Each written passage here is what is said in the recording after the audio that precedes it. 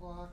We're opening this planning board meeting for July 18th, 2024. First item will be the A&R on Renmar.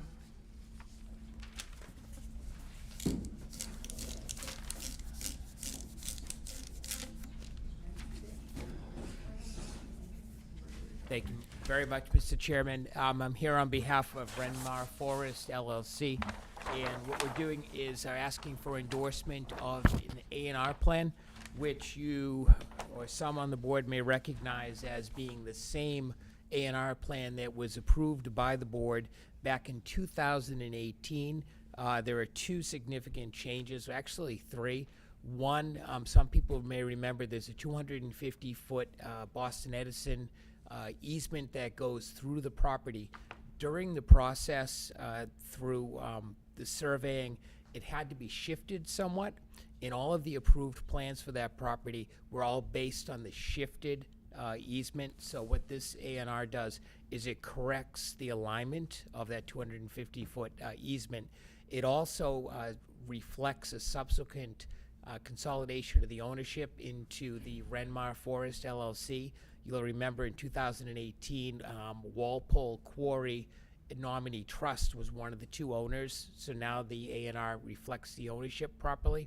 And the other issue is that while your regulations require the scale of 40 scale and then a 200 scale overall plan, because of the size of the property, what we've done is rendered it in 100 scale, and that allows for the entirety of the property to be captured on one Mylar sheet, as opposed to, I think the one from 2018 was 5 sheets.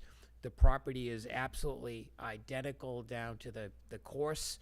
I made sure of all of that this afternoon, and I know that Carl's worked diligently on this as well with Crocker Design Group to make sure that it meets all of the other requirements of the planning board.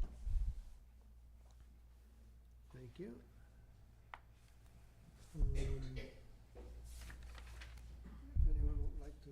Carl has reviewed it. Huh? Carl has reviewed it. Yes, Mr. Chair, I'm set. I saw a version about July 8th and whatnot, and made a few comments on that, but I endorsed the applicant's request for waiver on scale.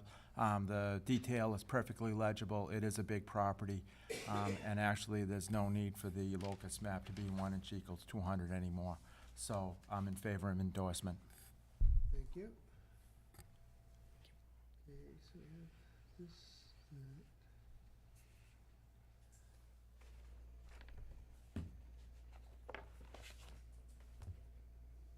You were good with the change in easement? The line? Yeah, that's up to the private surveyors. That's Boston Edison. I don't have anything to do with that.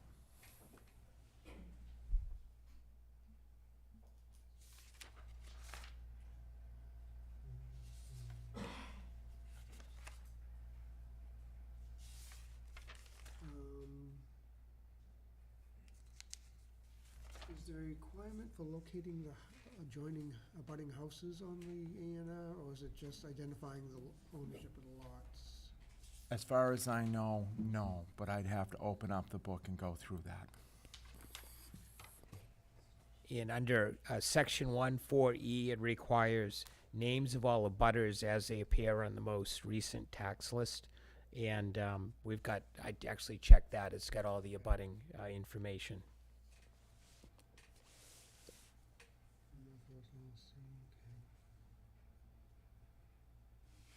Any on the board have questions? Not at this time. Okay. I'll make a motion to endorse. Second. Yeah. Is the microphone working? Pull them closer. I make a recommendation for a motion to endorse. Do I have a second? We have a second. Can't hear you. Those mics are only for cable, I believe. Oh, I'll try to speak louder, sorry.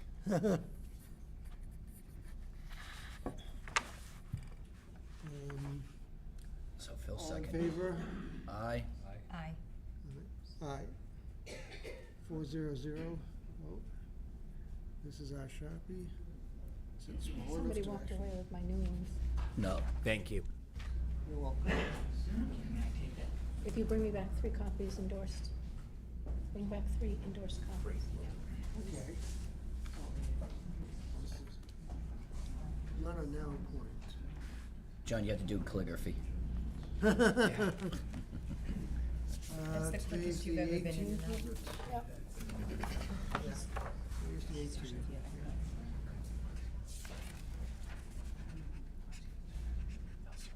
It's more emphatic.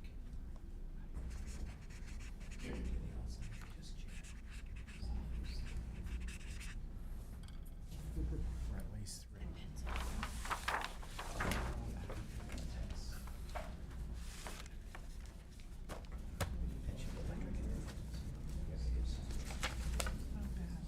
Gonna ask him, how's this? 4 or 5. See this? See this? It's just standing there. They don't know. Okay, you wanna have that conversation then? No, Why? please don't, Why? because I'd like to go home today. Where's your phone? Pass that big pen. I know, that's all I have. Someone they bought all I blue wish I had one in lines. my car. God, that's the only one we're signing tonight. Thank you very much. John, can we take Marion Street out of order? Thank you.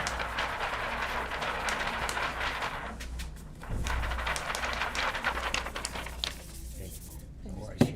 John, thank you for taking me first. I appreciate it. Thank you. Good to see you. See all. Take care. Take care. Bye. Thank you.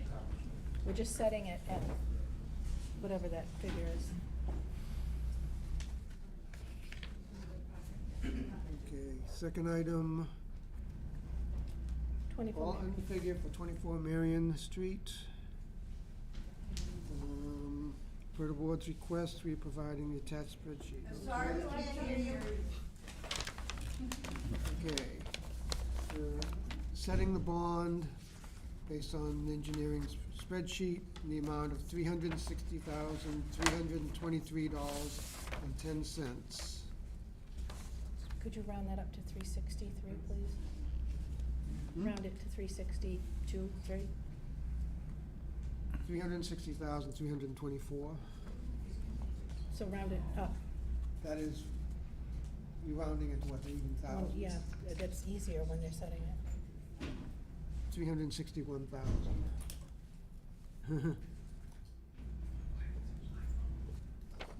And there are no building permits outstanding on it at this time. There have been no permits pulled. It's simply setting the bond. Okay. Do we have to vote on this? Make a motion to set the bond for 24 Marion Street Extension in the amount of $361,000. Do I have a second? Second. All those in favor? Aye. Perfect. I'm sorry, did you have a comment, please? I missed. Yes, I have a question to the board. Should I approach the podium or is it Please. okay to, my name is, Steve Lynch. I live at 80 William Street, which I am a direct abutter to the property in the back. And my question to the board is, when this was subdivided, it was subdivided under some of the conditions and some being special. Well, some of the special conditions are planting being along my property.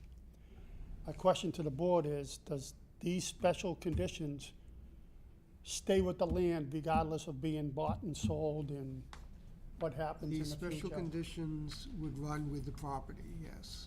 There are special conditions under, that the board voted on, there was some special, Yes. and there was planting that they If can't something's get it. sold from one to the other, the conditions run with the property, no matter who owns the property. So the special condition stays with the land, is my question. Yes. Okay, thank you. I'm sorry, I missed you. You Oh, have no. I'm the property owner. property owner, okay. And I think Just took the vote. you took the vote, okay. So 400. You're all set. 0, 0, 0. Thank you. Okay.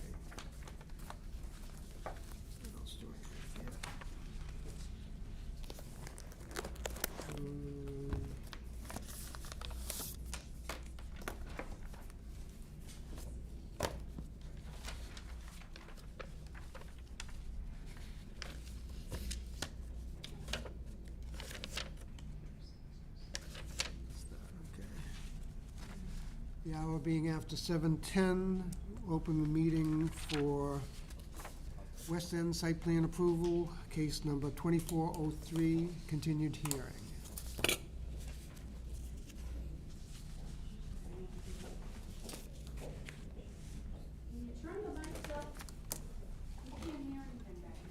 Those mics don't work in the room, those mics are for cable. I will try to speak louder. Keep reminding me. We're happy, John.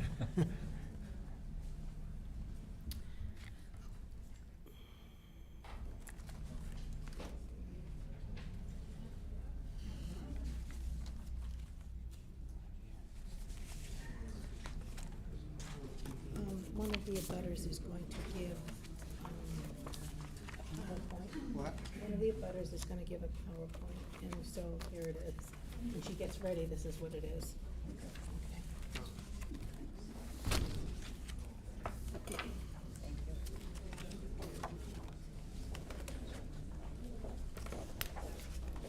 That lady is a butter to this project, and on board. She, oh yeah, just so you know, yeah, she is, and she's going to do it. This is it. You keep it okay. No, but I think it'll be wonderful. Yeah. Holy crap. Is this yours or mine? That's you. Is he all set? Where's that from? Is he all set?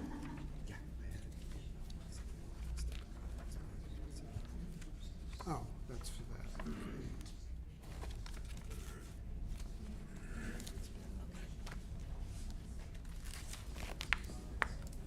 Good evening, members of the board. I'm Nadine Bailey with Mackey & Mackey, and I'm here representing West End Residences LLC in their application for site plan approval. With me tonight, I have Steve Crossman with, Steve Cabral with Crossman Engineering, Doug Anino with Anino Incorporated, and Liz McChesney with Crossman, thank you, Crossman Engineering. Since we were here last, we have done a little bit of homework. We have met with the town engineer, Mr. Balduff. We have met with the fire department.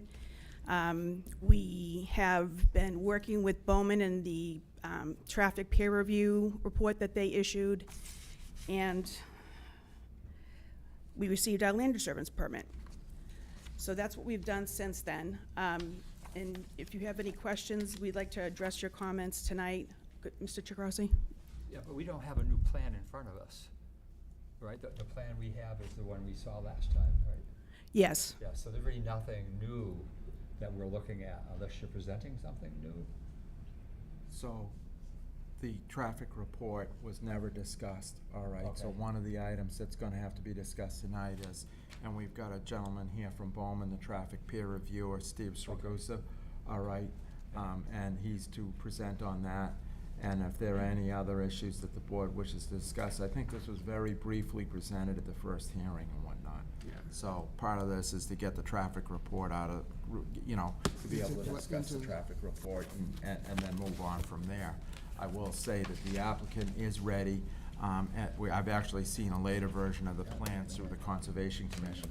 So they have changes and they're ready to resubmit, but we want to catch up and get the traffic report underway with the board. Must be waiting.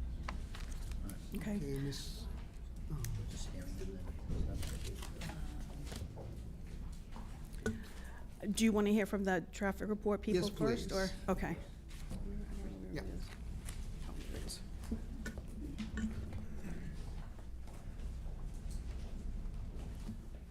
Does this microphone work for in here? Could everybody hear me okay in the back? All right, just want to make sure. My name is Steven Saragusa. I'm with Bowman Consulting. I'm a project manager in the traffic department. We are based out of Taunton, or at least that's where I'm based out of.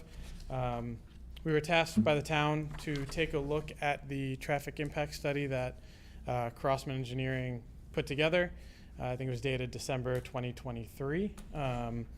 And we provided a comment letter on May 31st, 2024, which kind of outlined our comments and what we wanted to discuss. and we thought needed a little bit more explanation. So we were in general agreement with the overall methodology of the report, the way it was kind of put together and everything like that. We did have some outstanding comments and recommendations that we put together.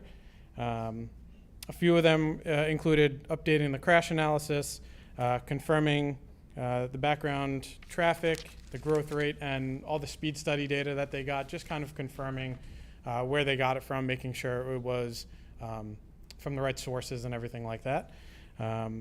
Site distance, just clarification on the site distance for the new driveways that were going to be along West and Spring, making sure that they were appropriate. Confirming emergency access within those parking areas, making sure that the fire department and emergency vehicles can have access to all of that. And then the two biggest items were the trip generation of the site itself, and any analysis of, potential analysis, I should say, of different peak hours, and potentially expanding the study intersections from what they had originally into maybe some more intersections. So they provided a comment response letter dated July 2nd, 2024, which responded to most of those comments. And a majority of them were addressed as part of those response to comments. And then additionally, we met with the applicant on July 11th of last week to kind of just go over some of the outstanding comments that we had, again, specifically relating to that trip generation and the potential for expanding the study area. And it was a pretty much an hour conversation for those two items. And then throughout that discussion, our big concern was some discrepancy that could come up because right now they are proposing some office space in the building as the first floor tenants. On the plans, it does say retail space. So we wanted to make sure that that discrepancy, I know the applicant is pretty steadfast on wanting office space as their tenant in that building. But as you can imagine, there's quite a difference between chips generated for an office building versus something, let's call it a restaurant or some other retail space. So we want to make sure that that was adequate. And again, that could also trigger some additional intersections being studied or some additional peak hours, let's call it on a Saturday midday as well. So that was a good discussion that we had with them. And we are in general agreement that if that space on the first floor is office, that the traffic report and the response to comments that they provided is adequate, and it does address our comments initially. So if it does remain office space, I think we are on agreement with the way that it was put together and the analysis that was done. It is our recommendation still that if should that change in the future and should it become a retail space of some sort, that the trip generation be redone, the analysis potentially be redone as well, and things kind of just get looked at from a broad overview. We also put together some site plan comments initially of those plans that were put together that are in front of you now. We do have response to their comments for traffic, but we don't have a full response yet because those are all in one package. So when we get to reviewing the new site plans and everything like that, based on their revisions, we'll then reissue our response to comments, and then we can discuss at that time. So I'm more than happy to answer any questions that anybody has. What intersections are involved, have they factored in at this time? So right now it was the West at Spring intersection, and then at the, forgive me for forgetting the name of that private road to the south there. Clear Pond, thank you very much. So those two intersections currently. So they haven't factored in anything to do with West and Elm? No, not at the moment, no.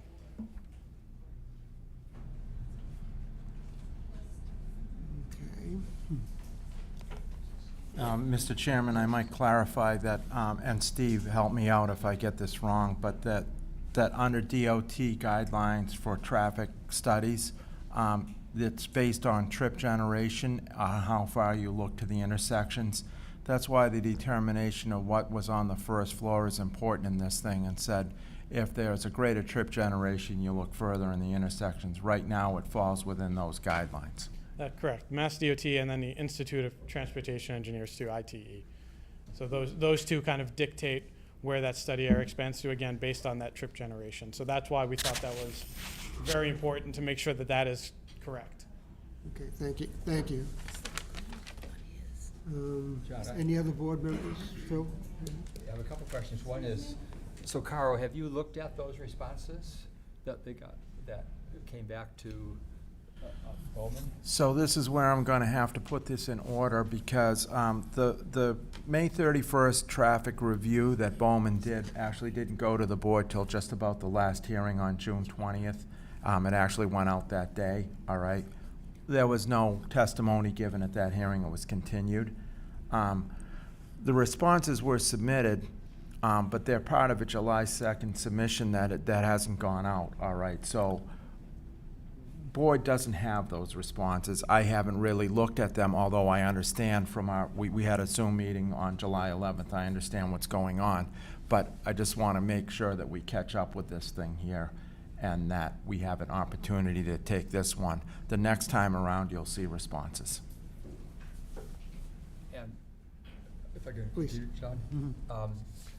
And the recommendations that you made in regard to the general comments and C5 and C6.1, you're saying those will be, the applicant will be incorporating those or their responses in the next version of the plan? So that's on, so those, anything that corresponds to Maybe comments for five the and site six. plans, Yeah. they have, I believe and correct me if I'm wrong here, reissued plans or will resubmit plans that will get reviewed based on those plans. Yep. There's no sense us delving into that until we see the plan, it sounds like. Correct. That's all civil and site plan stuff, and Yeah. Correct. the first part of that was all the traffic stuff. But Yes. all of the questions you brought up, and I think there was like 16 of them in the beginning of the report, you're feeling that those have all been addressed? Yes, the majority have been, and again, in our response to their response to comments, we'll be providing a couple more recommendations again to the trip generation, to the study area, things like that, just so those are in writing and you guys have those. So at the next meeting, we would expect to have their response and your response, then? Correct. Yeah. Yep. Okay. We'll thank be able to issue a review letter by the next meeting. Yeah. Okay, thank you. You're welcome. Kate? I think until we have all of the comments, it's hard to Yeah, really judge it. I'd like to see everything. I would agree. Okay. It's not a Well- public. Right. You'll have your chance to ask questions. But specifically for him though. He'll still be here. Oh, okay. I'll be here. I do want to add something to the design of the development. Is the first floor was supposed to be, is a commercial space, but it's no longer going to be retail. It's going to be office and professional use only. So that makes a difference. Doesn't seem to specify what it must be as long as it's not residential, so, yeah. I'm sorry? It does not seem to indicate in the zoning bylaws what it is other than it's not residential, and it's, so office space seems as likely as any. Right. Okay. I don't know.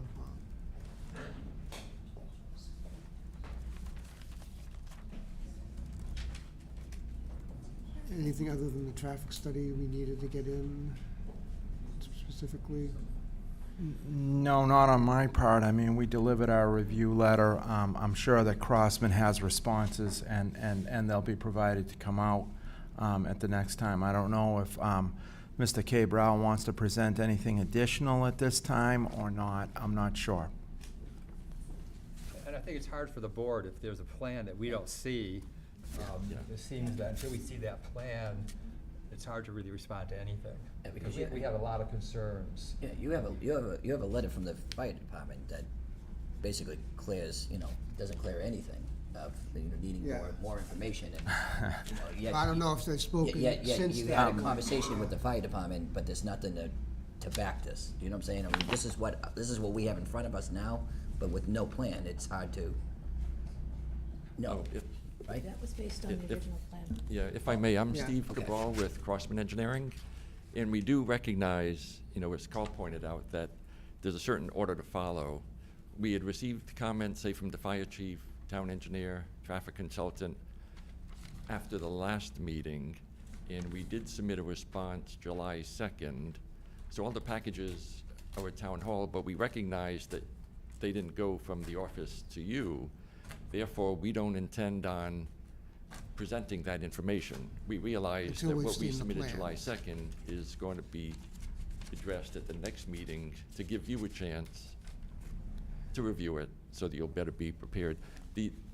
A couple of clarifications we just want to make is, since that time, we have agreed to rebuild the sidewalks on Spring Street on both sides and improve all of the crosswalks at the intersection of Spring and West. So from a pedestrian point of view, there's going to be a significant improvement from West Street up Spring Street all the way to Clear Pond. And even at Clear Pond, we're proposing a new crosswalk across Clear Pond where one doesn't exist today. And as Nadine, the attorney, mentioned, as part of the project, even though the zoning code allows retail below the residential, that's removed from the project. The reason we want to make that clear is if there is retail, it may raise concerns by the abutters by having retail stores, which theoretically generates more traffic, but that is off the table for this project. That's why we wanted to make sure you knew it's professional office. So we will continue this at our next meeting then. Yes, further, we do have our traffic expert here in case you did have any questions, but again, as We Carl haven't mentioned, we seen- realize that you have not read our responses, Correct. so you prefer that we do that next time. Yes. Yes. Okay. Did you have anything else to present this evening then? No. Any comments from the board? Not at this time. Abutters? Ma'am, if you'd come up, The question I wanted to ask. please come up to the mic, please. So we can have the people at home listen to you.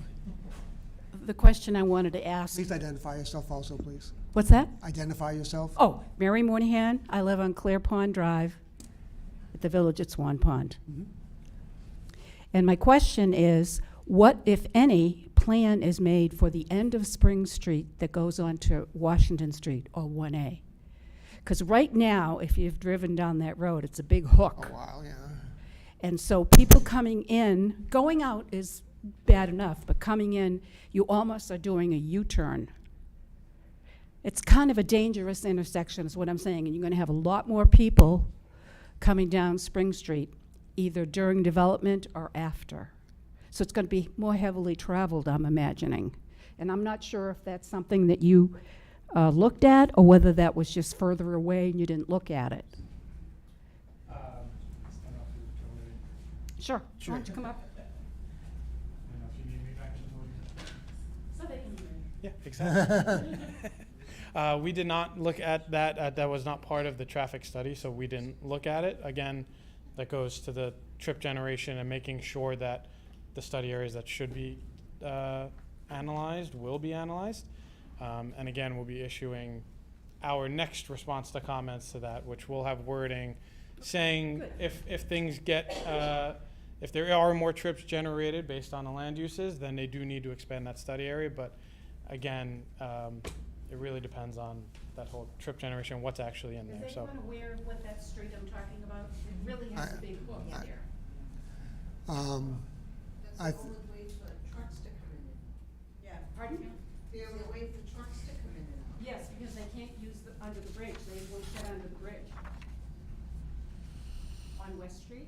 The trestle, you know Yeah. what the train trestle is? is that before the Spring Street? Well, how are they imagining? I know there's two bridges on West Street, but I can't place them exactly. Beg your pardon? In regards to Spring Street, is there one bridge overhead on both sides of Spring Street, one further along and one closer to the There's two low center? bridges. Yeah, There are. On West Street, I'm on sorry, West but Street, not on on West Spring. Street, yeah. But when the road kind of like takes a big, you should just Yeah. write down it to see what I'm talking about. I understand what you're talking. Are the two bridges then located on either side of Spring Street, so anything approaching this site would have to come down Spring Street then? Is that Yes. correct? Yes, if it's taller than whatever the height limit is on those bridges. Yes, that's That's going a to serious require some looking at, consideration, yeah. Both, because there's a bridge at the other end, yes, you're aware of. And they're both low bridges, they're old bridges. So that is something we'll have to address, yeah.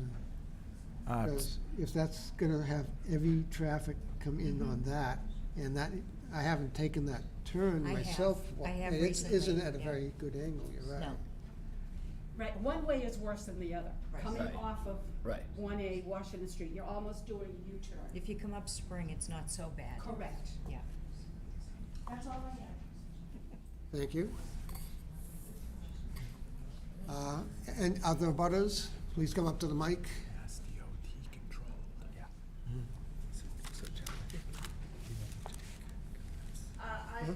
My name's Carol Davis. I live in 21 Mallard in Highlands West. And I just want to say, you know, I live close to the train station, and I walk to and from work in take the train. And in the morning, there's a lot of traffic there, it seems to me.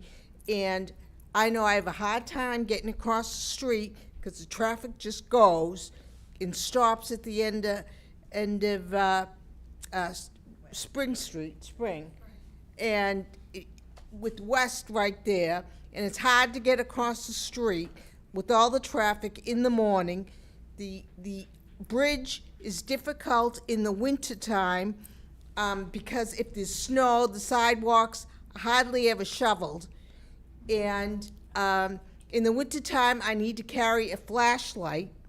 And the cars that are coming down Spring to West are not slowing down, and you have to walk in the street.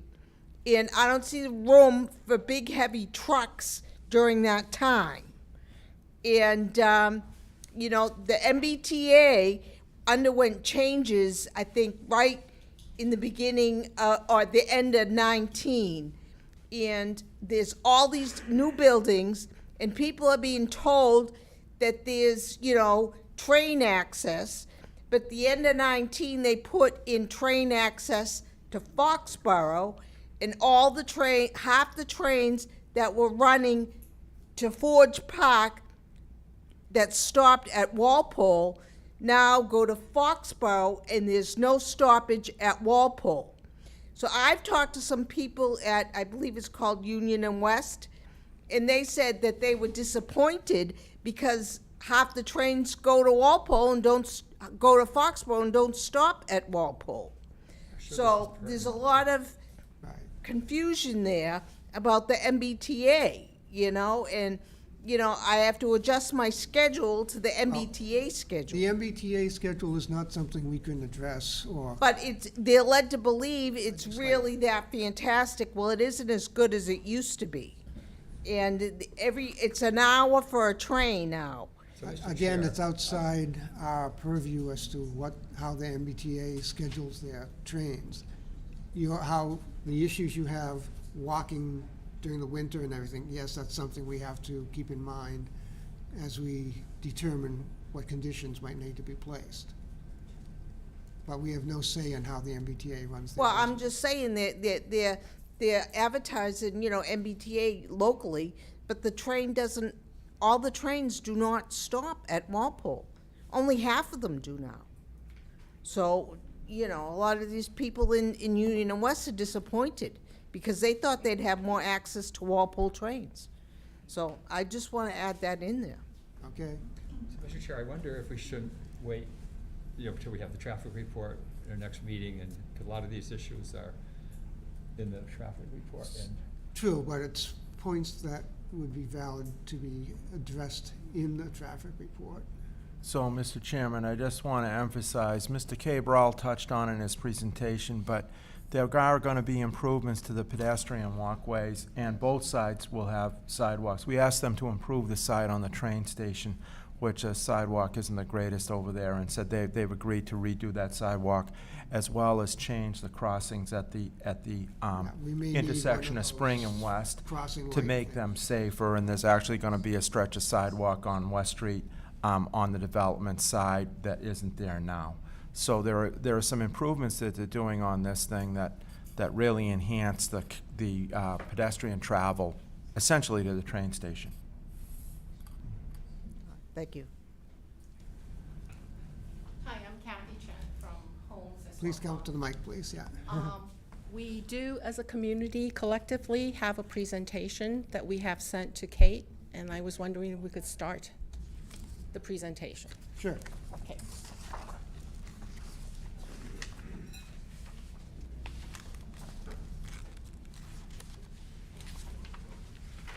Oh, if I may, I'm Steve Cabral with Crossman Engineering, and while she's setting up, I just want to make one clarification. With the proposed uses, residential, professional office, there is no demand for tractor trailers, and so the issue with truck traffic, You still need the tractor trailers to create the building, though. Oh, but for construction access, there are Yeah. many alternatives, and it's a temporary issue. We just want to make sure that everyone understands that once the project's built, there is no need for tractor trailers. But I do think it's a valid comment, though, because, and I think it should be looked at by our traffic engineer, and the reason is, it's not so bad if the truck is coming Main Street headed north, but if that truck's coming southbound on Main and has to bang that right, I don't see how that happens if there's a car coming up the street, coming up Spring. I don't see how that's even possible. I think it was a very valid point that was brought up that I hadn't thought about, and I think that's the biggest issue. I even think it wouldn't be an issue if they were leaving Spring and exiting onto Main. I think it's if they're headed Main southbound and taking a right. I think it's something we have to at least look at. So I'm not saying I'm not saying it can't be done, I just think it's something we do have to pause and look at, because it sounds like a valid point. I'm not an expert in traffic, so I'll leave that to the traffic experts, but I do think we have to look at it. No, we agree we'll address it. I just want to Right. clarify that the uses will not generate the need for Yes, tractor trailers. understood. That was all.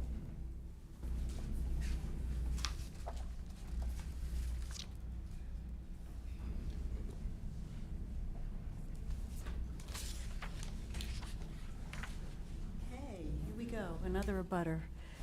I am part of this presentation, but before I start that, I would just like to say, anyone who has lived, visited, walked that neighbor. Identify yourself? I'm sorry, Donna Identify Sherman, Drake Circle, RTM Precinct 6. So just from we have a lot of. Okay, how we doing? Would everyone take a big deep breath and let it out? All right, so here we go. Just from a common sense point of view, without all the facts and figures, if you have been at these intersections of Clear Pond and Spring and West, which is only steps from the railroad station, we're talking about two little rural one-lane streets here. It's just hard to fathom what's going to happen at this intersection, but it's dangerous enough as it is. I can't imagine it being built up too much more, but now I will start. Are you ready? So thank you very much for taking the time for us to be here, and also for your part in the time you give to serve on the board. It's a lot of work on your part. This are some comments gathered from the community based on the previous presentations by the developer and based on the traffic input study. So the community focus that we have is to reduce the size of the development, which you have up on the slideshow, reduce the construction hours of operation, reduce the idling and offloading of construction vehicles to the site, expand the parking for delivery, and I guess it'll be office now, and revise the traffic study and recommendations. Next one.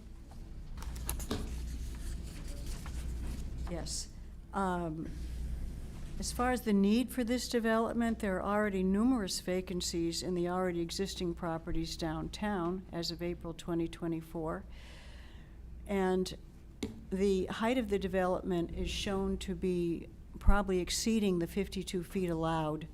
The parking capacity does not match the design of the site, and the CBD zoning has its limitations, looking at 95 West.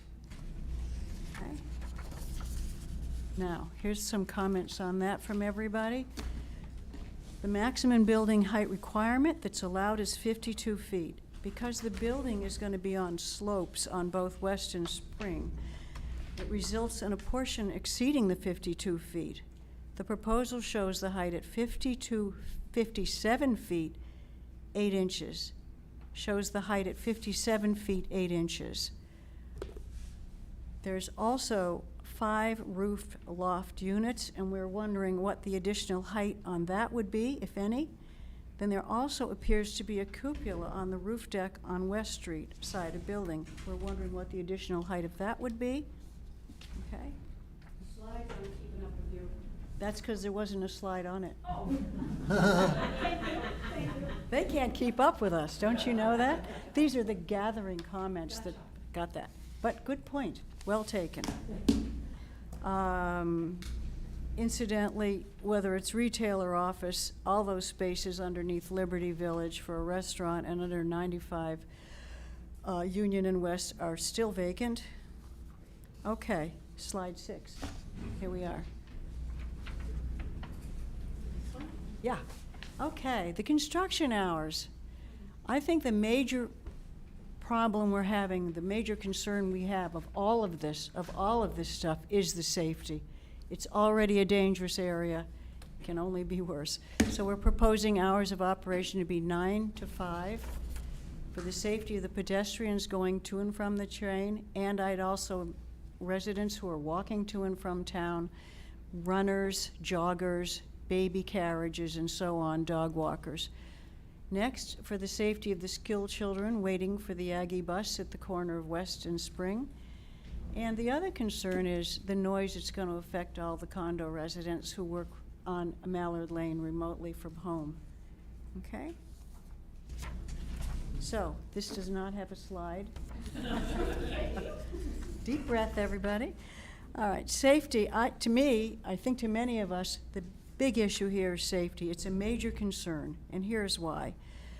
The traffic on Spring Street, although there's no posted limit, it is a 25-mile-an-hour zone. It's densely populated. Most vehicles, according to the traffic study, are going 35 miles an hour. I would also say that they cut the corner all the time on both ends of the street coming around on Spring Street.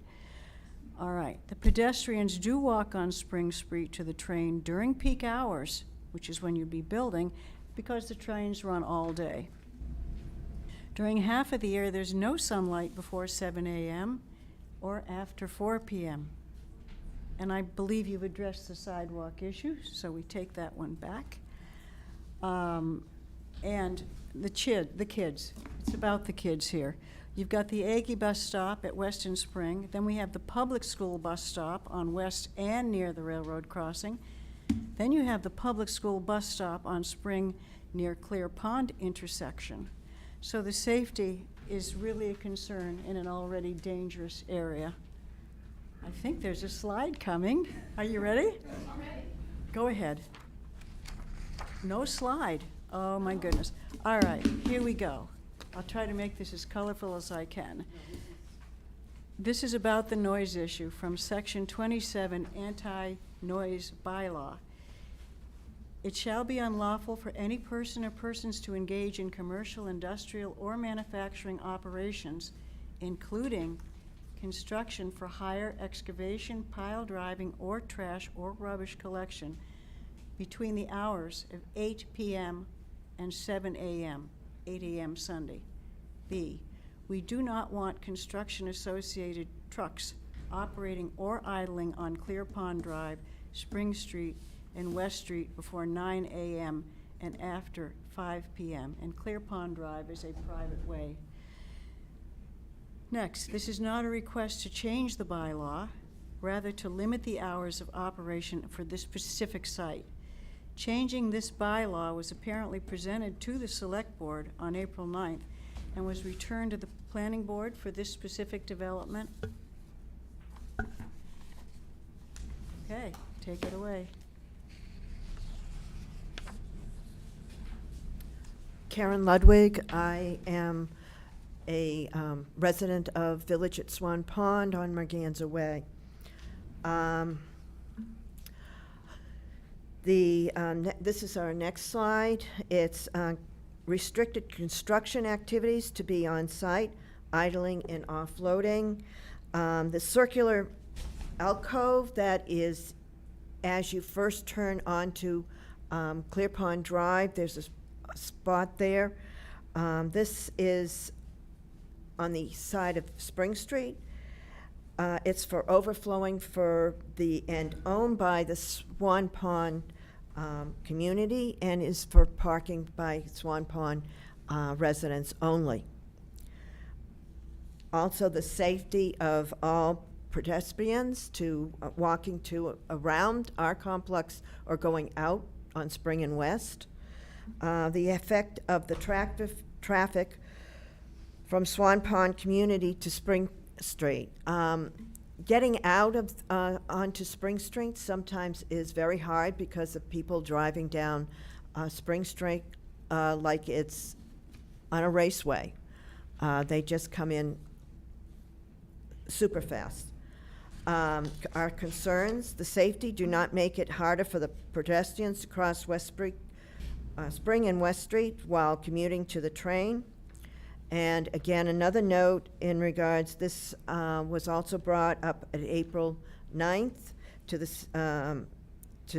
Select Committee, the safety concerns, and they were very interested in that, people going back and forth, particularly the daylight savings, after the daylight savings times, particularly the fall, winter, and summer. As it was mentioned earlier by one of our people, it is very hard to walk along those streets when even as a driver, I've noticed a couple of times myself, everybody wears dark clothes. And you're worried about them walking along and you might get hit or have somebody you might hit somebody because they're walking. Next slide. Extended parking options. Businesses and residents in the downtown area have greater parking options. Required parking for delivery vehicles, required parking for retail. I realize retail is no longer on that, and it'll now be offices, but still required parking is for office people also. Required parking for guests and tenants. There are going to be 95 units there, and they say there's 92 parking spaces. So that's 2 spaces per unit, which is 190 units, or 190 spaces. Then you have 2 undesignated spaces. So now you have 25,617 square feet of commercial space, whether it's office space, retail space. Where are people going to park that are employees or the owners of the place? Their customers, where are they going to park? There's no parking. A lot of the people now are working from home. So there's not going to be parking always available. And there's no parking to park on West or Spring Street. It's not wide enough to carry that type of parking. There's no room for people to get through, let alone have trucks drop deliveries or any type of thing of that sort. Again, this is in contrast to the retail businesses or commercial businesses any place. They have parking on Main Street or parking with their businesses in parking behind or in front of their buildings. So then there's after construction phrase.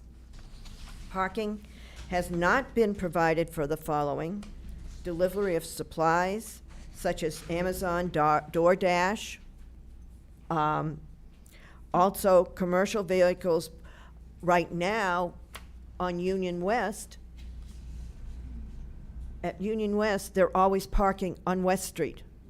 They're not parking anyplace else. And it's very dangerous to get around them because sometimes you can't see another car coming. And that includes moving vans. Again, the trestles, particularly coming from Union West and going to where Spring and West is, that you can't get a moving van or one of those huge dump trucks underneath those trestles. They're too high. Yes, you can come down Spring Street, but as Mary mentioned, that big hook where they come down Spring Street, and then also that's a very small, narrow lane, and then it narrows even further down and does another turn, which you can't even see around because of all the trees. It's fine, you can look at all the traffic and right around Clear Pond and West and Spring, but knowing what's coming and getting things back and forth, that's going to make it very hard. And there's no parking for other than attendants.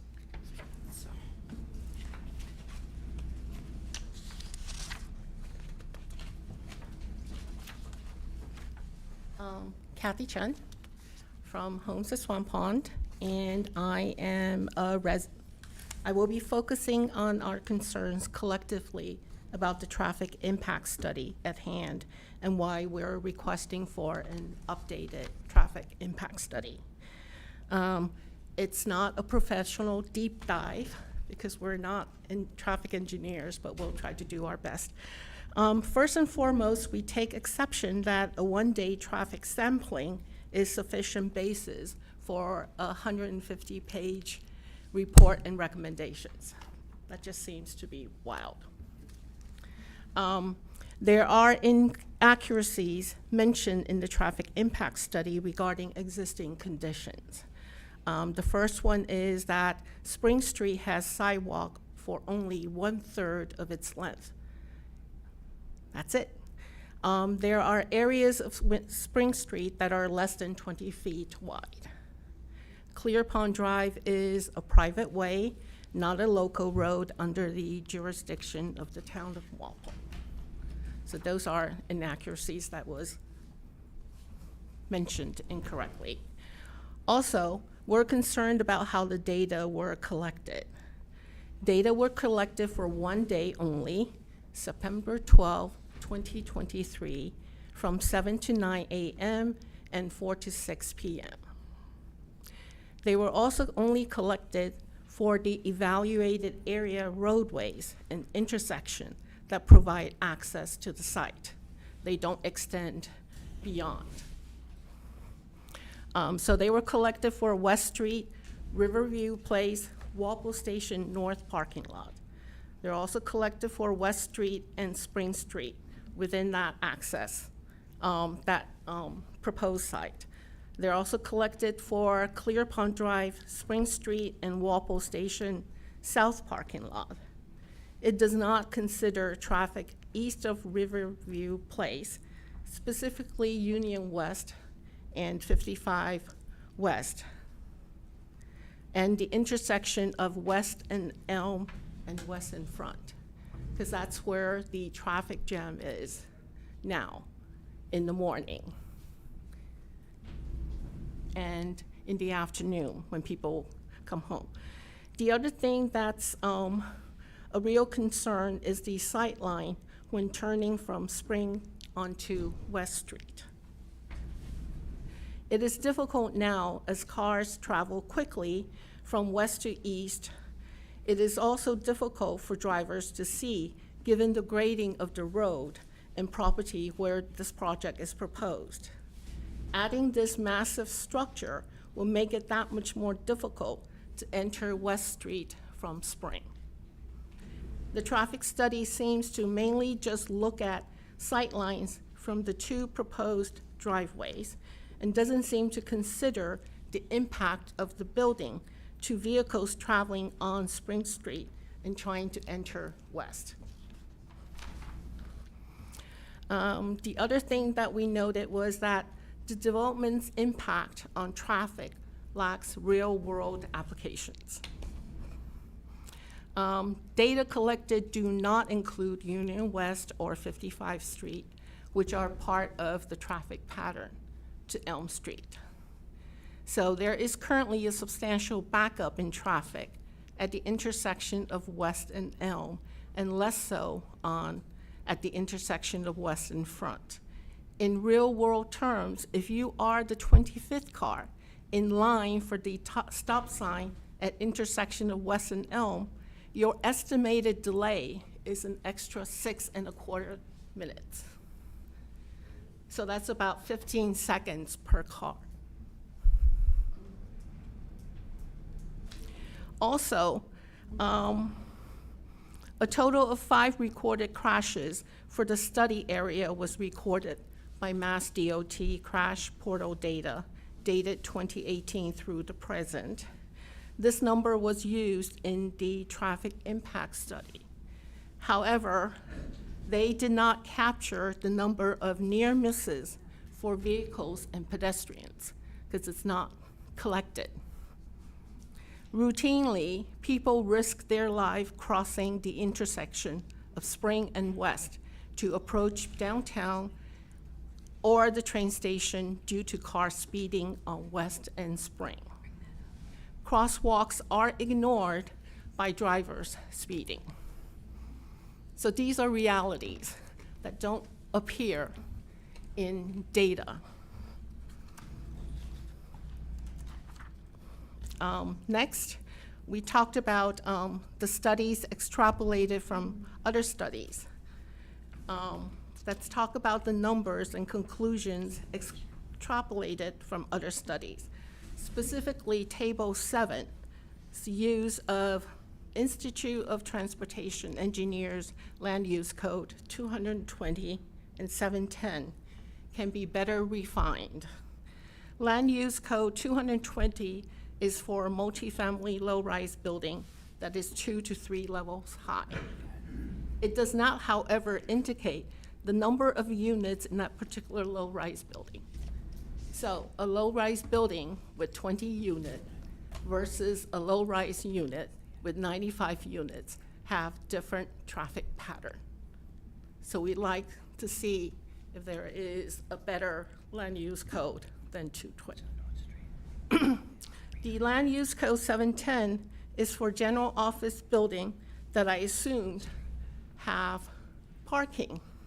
However, no retail parking for employees, customers, or vendors are provided for the plant development.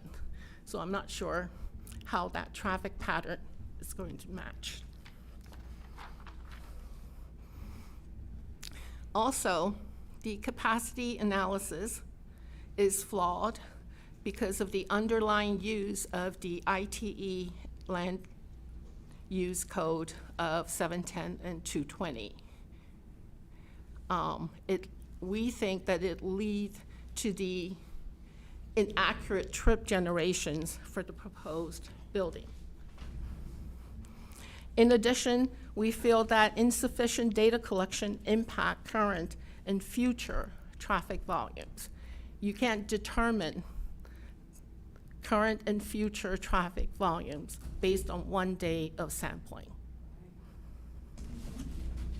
And therefore, the inaccuracies, it contributed to inaccuracies of the following: the no-build traffic volumes, 2030 build conditions, such as trip generations, traffic operations analysis, and level of service criteria.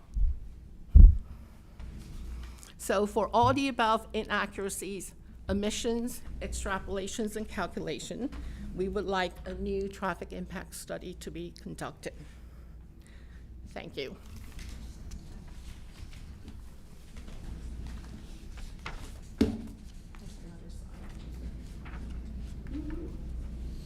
So there are also questions that we want answers to.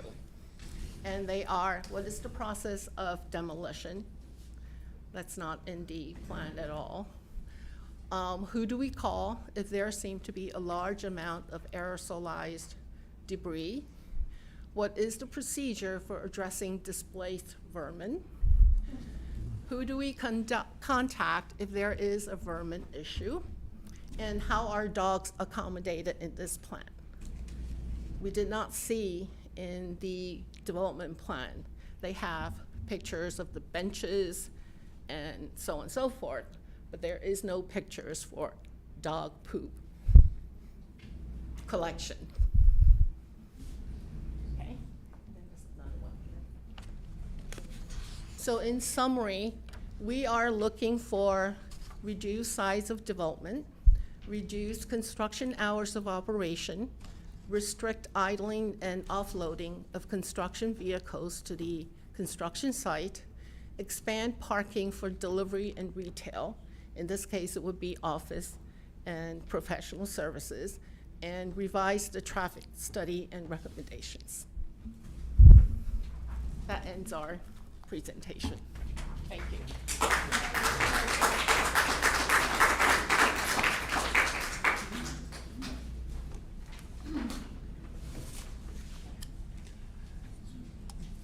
Do we have more members of the audience? I'm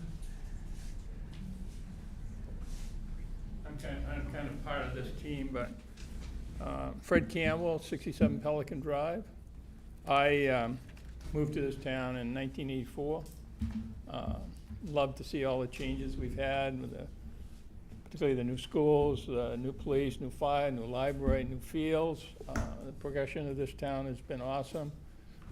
Anything that you folks have had to do with that is just terrific. So thank you for all of that. This community is really special. In 1984, when I moved here, there wasn't an Amazon truck to be seen, or DoorDash, or UPS, or any of that. We just didn't see that. When I saw these developments going up, and I'm not a big proponent of developments being this high, right on the sidewalk, right on the face, it's sort of like, you know, when they put the change in McDonald's downtown and they put it right at the front, I struggle with that. They've got another one down here that's right on the street. But when I saw the development down on Elm Street go up, and I go to the gym in Medfield every day, I've never seen in that development a UPS truck, a delivery truck, a moving truck, or any truck on Elm Street stop blocking the road. So how are they delivering stuff over there? And maybe I've got it wrong. Maybe I just missed it all. But there's so many of those trucks going around. That project seems to handle that without parking in the street. This project here on West Street's not like that. And I just took this picture yesterday. This is what you see every day on West Street. This is what you see. Okay? So you can put all the cars and trucks and studies you want. Take this picture and picture a bus driving around that with another car coming around the corner from West Street toward town. If you're coming down from West Street toward town, this truck is right on the precipice of that curve. And while I didn't have time to print it out because I only took it on the way over here, but I'm gonna this is the picture coming at that. You can't see that truck from here. This is the picture. Now, you think a car is doing 25 miles an hour. I assure you that they're not. So picture a bus that's coming around this obstacle, okay? So they had a nice little entrance. They have a nice little entrance. There is no place for these trucks, Amazon trucks, or anything on this project to be delivered without doing this on West Street, okay? That is a huge, huge issue. We already have it. I've got 15 of these pictures on this phone. You can go by here every day and at rush hour or anything, and you're gonna get pictures like this sometimes this truck is pretty good. You know what's good about this truck? He parked on the other side of this sidewalk. These trucks park on the town side of that sidewalk, so you can't see people coming out. They've got the lights if they use them. So I would say most people use them, because they're scared to death to cross that road, but I've seen several people that just walk right across, they got their cell phone, go right across, they see the walk, and that doesn't happen. Here's the deal. I'm opposed to this project unless there's an accommodation for today's environment. Delivery trucks, Amazon trucks, UPS trucks. They can't be parking on our streets like this. It's a hazard. Take the corner, figure out how to have, they have a nice little entryway on West Street, and that they could have just put a drive out and got rid of their sidewalk and had a drive out for delivery trucks. That's all you need to do. Other than that, I think the project on Elm Street, they must be driving into the main part of the building and taking the deliveries inside. I never see, has anyone seen one on Elm Street? So, forget the traffic studies. All I want to see is a place for delivery trucks that aren't blocking the friggin' road. So, okay. Thank you. By the way, I have several of these. So note that we raised, at the initial hearing, we raised that as an issue, by the way. Yeah. So I think we all share the safety concerns, but we need to, the planning board has to go by our bylaws. We certainly have flexibility as far as safety. We go with our town engineer, with the fire department, with the police department. But know that we will give due diligence to this project. We need to hear what the new plan is, and then we do need to follow the town bylaws, the zoning bylaws. So, but we're certainly hearing you. So. Yes, again, Steve Cabell from Crossman. And again, we've been listening and will respond in a concise manner at the next meeting. But I do want to point out, we do have an area for Amazon trucks and loading vehicles on the lower parking level. I think we found that was insufficient, though, and I hope you're changing that, because that was one of our comments in the first hearing. Okay, it has been slightly modified since the first. I just want to make everyone aware that we're not depending upon parking in the streets. But we need to see the facilities. new plan to be able to comment on that. So, as has been pointed out, we have new plans we haven't had a chance to see and review, so we don't know the final situations. You're raising valid points, and we're happy to hear your comments, but some of this is being worked on in some cases. I make a motion to adjourn? No, I think, are there any more comments from the audience? I do have a comment on the parking situation at Union West. On the side of Union West, there are parking spaces for delivery trucks and what have you, but they do not use it because it's inconvenient. Because first they have to park on the side, then they have to take out the packages and walk around the building to the front entrance. So the most expedient way for them is to park on the street and then deliver. Well, then we need to Same with the have- DoorDash. Yeah, but that, Union West is not, Union West has no place. Union West. Union, it's the development, just before you go under the bridge, before on the left-hand side. Kendall Mills. Kendall Mills, yeah. Okay. So, unless there are any other comments from the board, we need an extension, I believe. I'm not sure if Nadine is done with her presentation. Yeah. Oh, I think she is. You are finished with what you want to present tonight? I'm sorry, what? You're finished with your presentation for tonight's Yes, purpose? yeah, Yes. we, like we said, we have been working on a second set of plans Right. for the board to review that will address some of these concerns, and we will take a look into these other issues also that have been presented tonight. And we could extend until the next planning board hearing, or, Will you be ready by August 15th? When's the next one? August 15th? We don't know when the We do, next well, one will be. that's just the next our date, that's the meeting. next date, they haven't agreed yet. After that would be 9/19. No, we're gonna try and go with September okay, 19th. I guess it would be September. September 19th. September 19th? You have the That's 19th? the next Okay. scheduled meeting then, yeah. So you want to continue to that and then Yes. maybe an extension to the end of September? Yes, the 30th. Yeah. Yep, and I'll get you a Yes. letter. Okay, Yeah, so an I'll get you a letter extension tomorrow. to the 30th? Yes.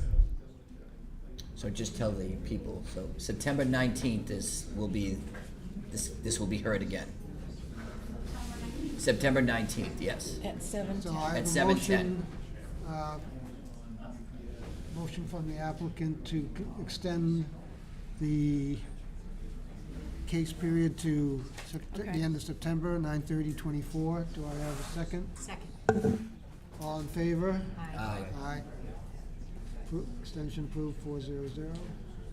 And we'll be continuing this meeting on September 19th.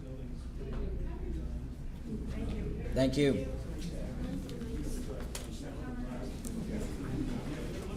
Thank you for your civic duties. You too.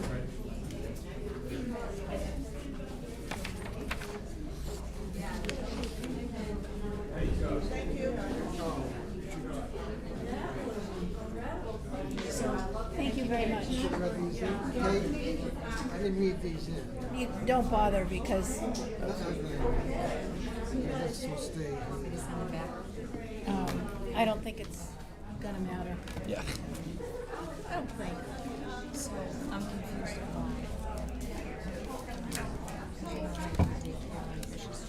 Yeah. So, let me see, Dover Amendment protects schools from regular rules. So what do you, so your concern is that because that's a residential home, It's, it's a house? my question is, under protection.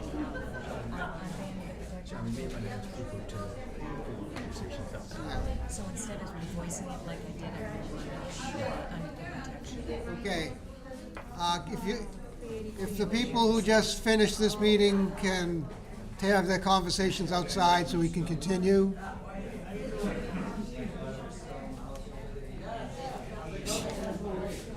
Does everybody have their plan for 383 Fisher?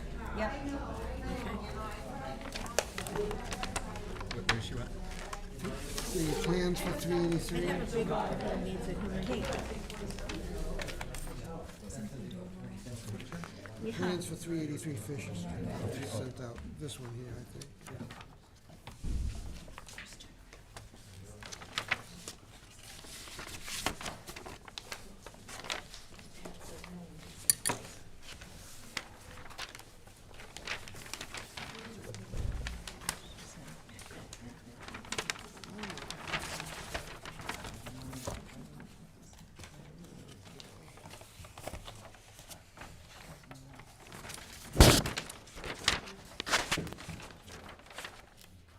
Okay, the hour being after 7:20. Open the meeting for site plan for 383 Fisher Street. Notice is hereby given that the Walpole Planning Board will hold a public hearing on Thursday, July 18th, 7:20 PM in the main meeting room, Town Hall, on a site plan application from Timothy Wicks, 149 Endine Drive, East Walpole, Mass. Case number PB 2024-07, with respect to property located at 383 Fisher Street. The owner applicant is Lachlan Hall, Inc., 9 Kirby Street, Canton, Mass. Said property is shown on Assessors Maps 317, Lot 5, zoning district is rural. The applicant is seeking site plan review under Section 13 of the zoning bylaws to allow the conversion of a two-car attached garage to a meeting area for a church. For the site plan, we anticipate adding approximately 12 parking spaces, including one handicap parking space in the front of the residence. There will be one new one-way entrance, which will in turn make the existing driveway an exit only. according to plan, proposed parking, 383 Fisher Street, dated May 10th, 2024, prepared by Rim Engineering Company, P.O. Box 32, Mansfield, Mass. Okay. Do we have the applicant present?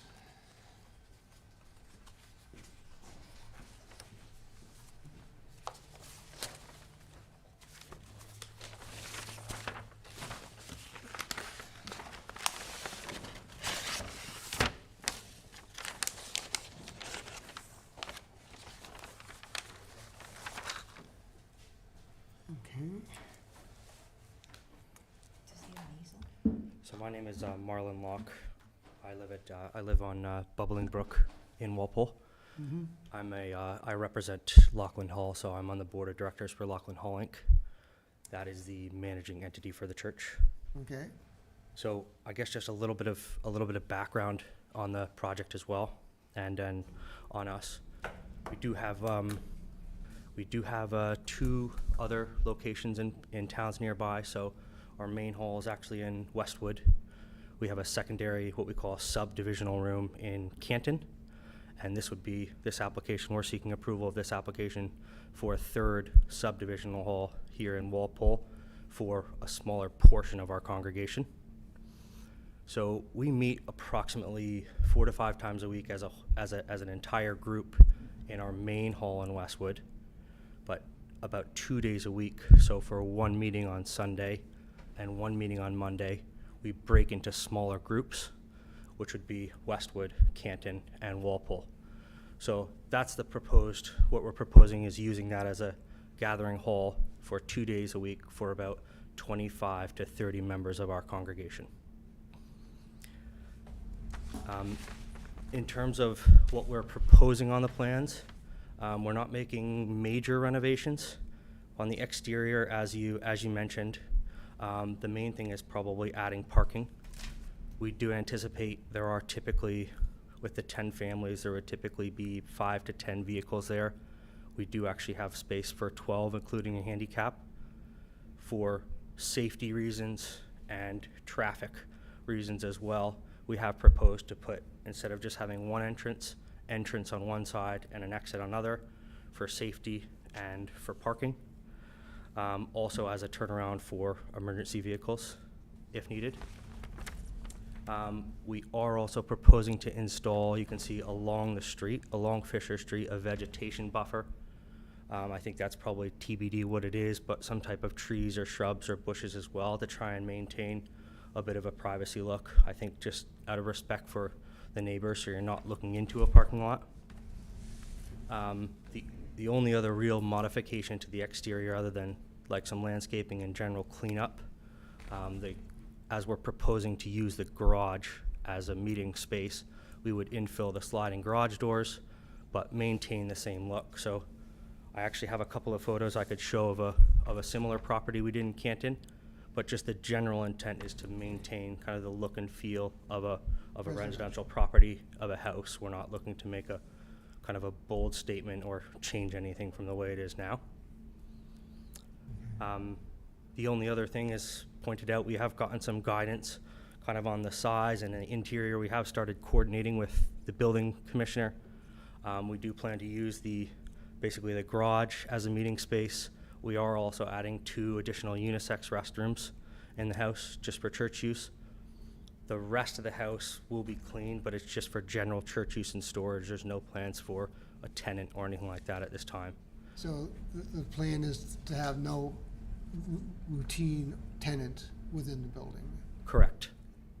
Yeah, and similar to our other locations, it'll get maintained on a weekly or bi-weekly basis with landscaping, cleaning, general maintenance. But as of right now, there's no plan for someone to actually be living there full-time. It would just be gathering twice a week.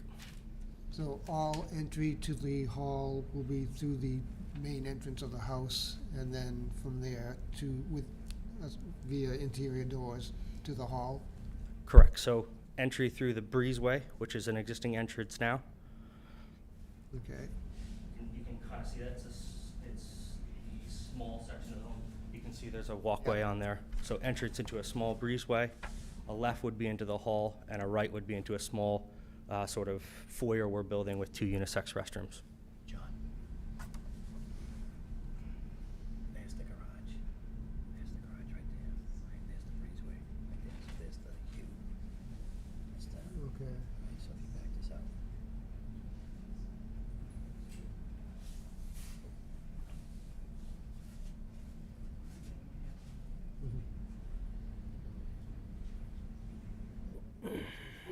Pretty screen.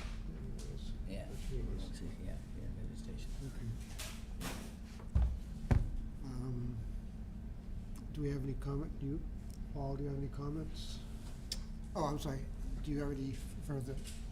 I'm done. I just wanted to say that Okay, other than one family that lives in Foxborough, we're all local in Walpole, so we're all kind of neighbors, and we just wanted to tell the town as well, we want to be good neighbors, we want to be respectful, but I didn't have anything else. Happy to answer any questions. okay. Would you guys wanna take a look at this, yeah. Thanks, So- Rob. This is not an actual rendition of the building itself, but it's a project we did about 3 years ago, a very similar project, a house rendition in Canton, just to kind of show you that we want to maintain the same look and feel of a residential property and actually clean it up a little bit as well. So you don't plan on taking down any trees, only adding a few at the street line? We may need to where the new actual exit and entrances are proposed. Okay. If there is anything. On one side, yeah. Yeah. Would you be doing anything with the swimming pool? I know. So right now it's fenced off, so it is safe and it's protected. We are looking into potentially infilling that as well, just as a further safety measure. That may happen with the construction, it may happen as a day 2, but we are considering infilling that pool. Any further questions, Phil? Comments from boards? And we don't, Oh, we do have some comments from the Oh, yeah, board, I from think. Jack, yeah, Let's from see, what we Carl. got here. Okay, from the Board of Health. Board of Health at its July 16th, 2024 meeting voted unanimously that they have no comments at this time. Thanks, guys. And we have comments from engineering, town engineer, your, Carl? Mr. Chairman, we delivered comments late this afternoon on this from the engineering department. The assistant town engineer, or one of the assistants, Chris Johnson, and I visited the site on Tuesday evening, took a walk around so we could understand things. So in our comments, we only have a few comments here. This is very simple. We looked at the site distance for the existing and the proposed drive, and we agree that they're adequate, and I like the way it's been designed, that the entrance is located in the correct place. We note in the second comment, there's a knockdown berm, a Cape Cod berm on the side of Fisher Street, that when the new driveways are constructed, that berm should remain to keep the road water in the road, or do something similar with the entrance. And I'll give you a copy of this. And that requires permitting from the DPW engineering. The third comment is, I said, add those notes to the plan. The fourth comment is to provide a very simple detail for the paving on the parking lot, pavement thickness and gravel. Fifth comment is about drainage. The plan shows the drainage being swaled off to the south of the garage, which is kind of where the water goes now. There's no other drainage in there. In our comment, we suggest possibly adding a berm, and that there's a low spot in the area, and you can make a very, very simple detention area back there to handle the stormwater. That's something we can talk about with the designer or the applicants if we want. It's a basic comment. There's a fair amount of room for drainage, and ultimately all the drainage would go onto the abutting lot anyway. Finally, I suggested conditions to the board. We took a look around the property. There's 3 dead pine trees in the backyard that should be removed before anybody really gets in there. There's some demolition debris from an old shed out back, nails, things like that, boards with nails in them. They need to get rid of that. And then 3, obviously, we found the pool back there, and I do note that it's still fenced and it's secure, but it needs to go. So we've suggested the board add those to any conditions of approval. That's it. If you have any questions, I'll be more than glad to answer. Thank you.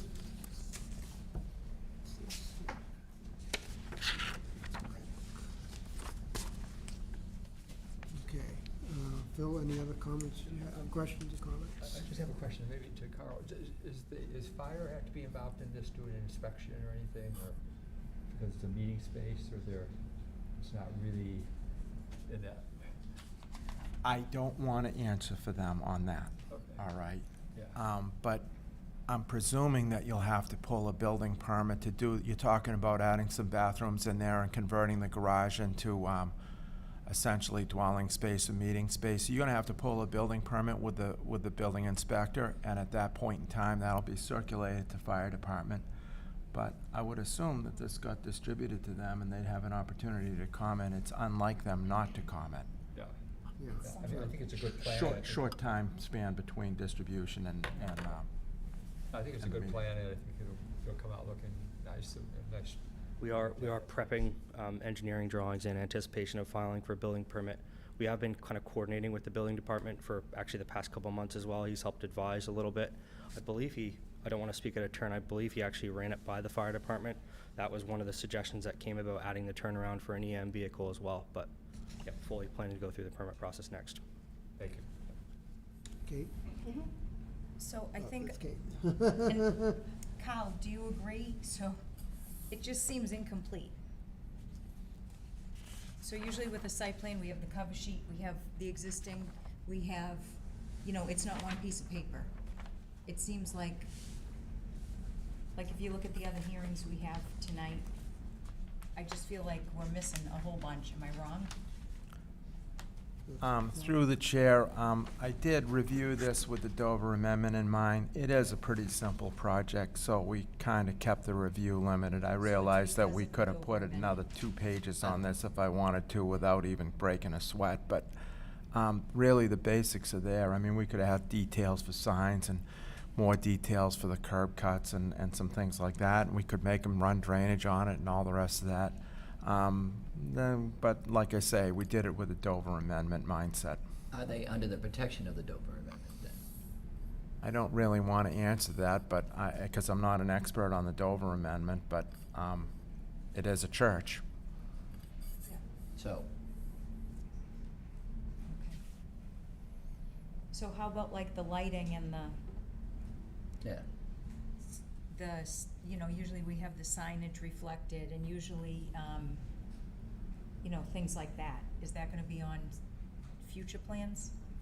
We could ask them to address lighting on there. I'm not sure about what kind of signage needs to be reflected unless you're proposing to have a sign for your facility. So the signage is just a code required, so there'll be 2 signs at the entry saying one way. There's also a stop sign coming out the other way and a do not enter.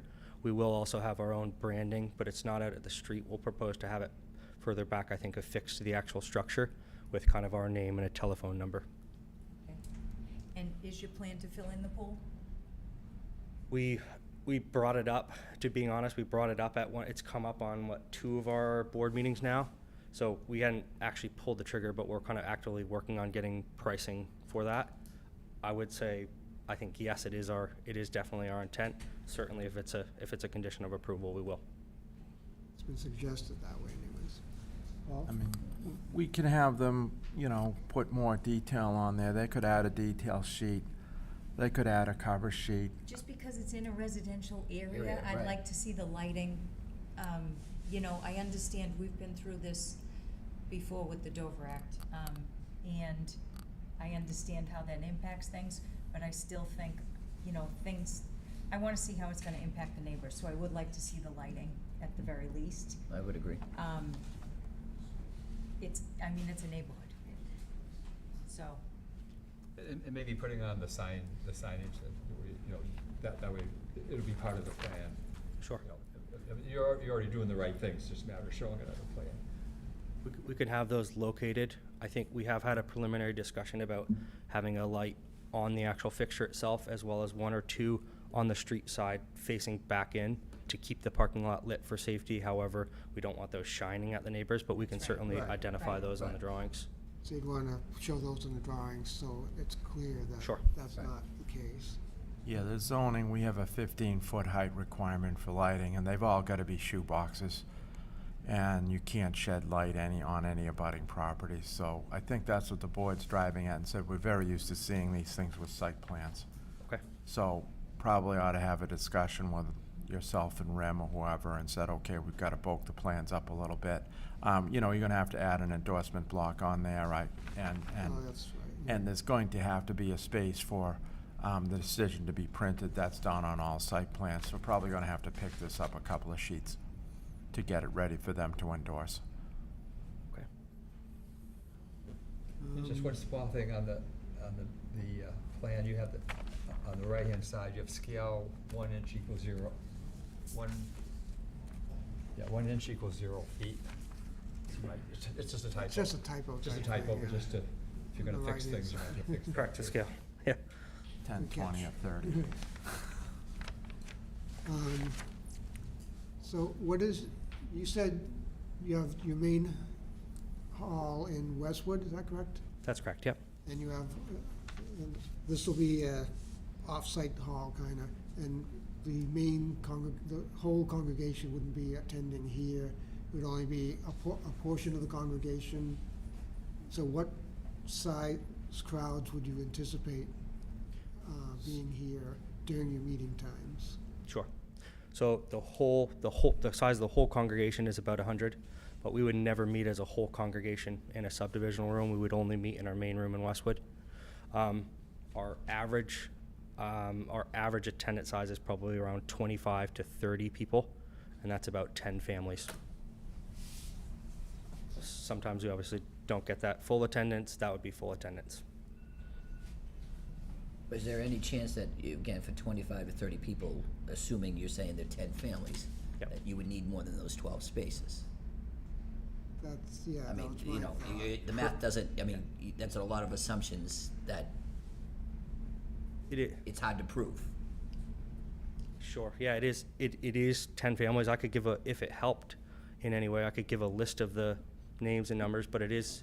No. I have a very tough time seeing a need for over 12 vehicles. Granted, I mean, most of the times when we are gathering, it's probably actually less than 10, probably more like 5 to 8. We don't always get 100% attendance. So I would think 12 is more than enough. There is also potentially some room on the side if we had to as well, but obviously we want to try and stick to the So parking. you're basically talking something like 10 families, and each one appears in one car. you know. Correct. Yeah. What were the hours on Sunday and Monday? So on Monday, it's typically in the evenings. So it varies a little bit, but typically I would say between 6 and 7 p.m. On Sundays, it's a morning service. So that could be anywhere from 6 to 9 a.m.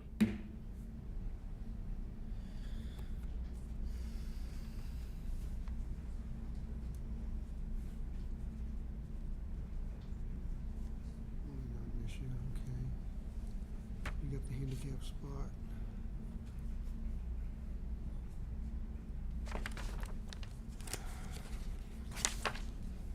Trash, is there trash? Yeah, you got the conditions that Kyle has brought forth, Okay. cleaning up some of the things. No, I mean. No, but trash, I mean like a trash, Oh. removal, receptacle. trash removal. That's right, yeah. As in like a dumpster on site. We would go through very minimal. I think it would be just whatever it's, we would have a standard wheeling trash receptacle and recycle and bring it out once a week for the town. But we would go through probably not even a garbage can full of trash. Is a church allowed to use town? I don't know. Good question. That's one something we near me might can't. want to run by the Board of health Health. department, Board of Yeah. Health, to see if you can Probably bring your not. stuff out to the road. I would say It may no. not be. In which case, you'd either have to take it off-site or arrange for something on-site, yeah. As far as trash, it would really only be trash from general bathroom use Right. and things like that. Yeah, Right. something, that you can take a trash bag out and bring it I- to someone's home or something. I'd check into it, because I have a small business and we had little trash and we were required to show that we had a barrel and it would be removed in-house. Okay. But I'm speaking off the cuff, so that should be looked up. Yeah. I mean, don't just Check go with the on what Board I'm of Health saying. for that. Board of Health. Or the Health Department, yeah. Okay.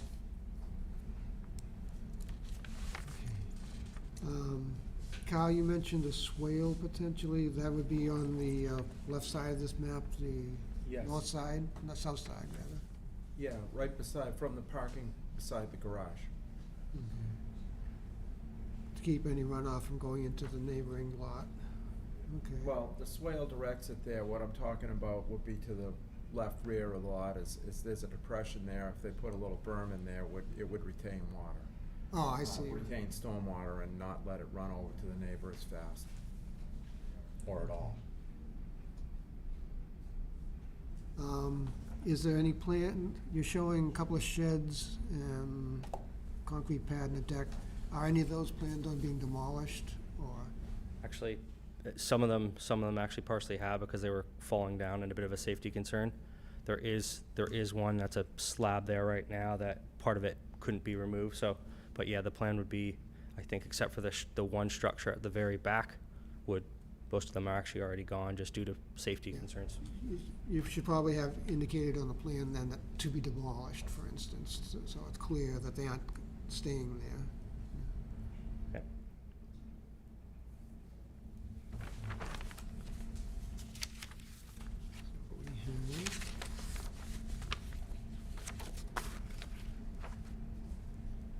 Do we have any comments, Joe? Do we have any comments from the audience? Questions? I have a question. Where are you located in Westwood? It's on Blue Hill Drive, so right next to 95, close to University Station. And that's a home too? It was built as a home. It's a little larger. It's kind of got the appearance of a home, but a little bit of a larger parking lot because it's larger crowds gathered there. Yeah. And is children involved in this, your congregation? Correct. Any of the congregation members that have children would often attend as well. And the services, Actually, you need to come to the microphone Oh, and identify I'm sorry, yourself. I'm sorry. And identify yourself. Okay. Joan Walsh. My other question is, the congregation consists of families? Correct. And you're saying you have 100 members? Here in Massachusetts. Here just in Massachusetts. And what is your church? It's Plymouth Brethren Christian Church. Plymouth Brother Christian Church. Okay. PBCC. And our website, happy welcome to go on there. It explains kind of all about our beliefs and gives a really good overview. Okay. Could you repeat that? So PlymouthBrethrenChristianChurch.com is the website. Okay. Hopefully somebody else got that. Okay, thank you.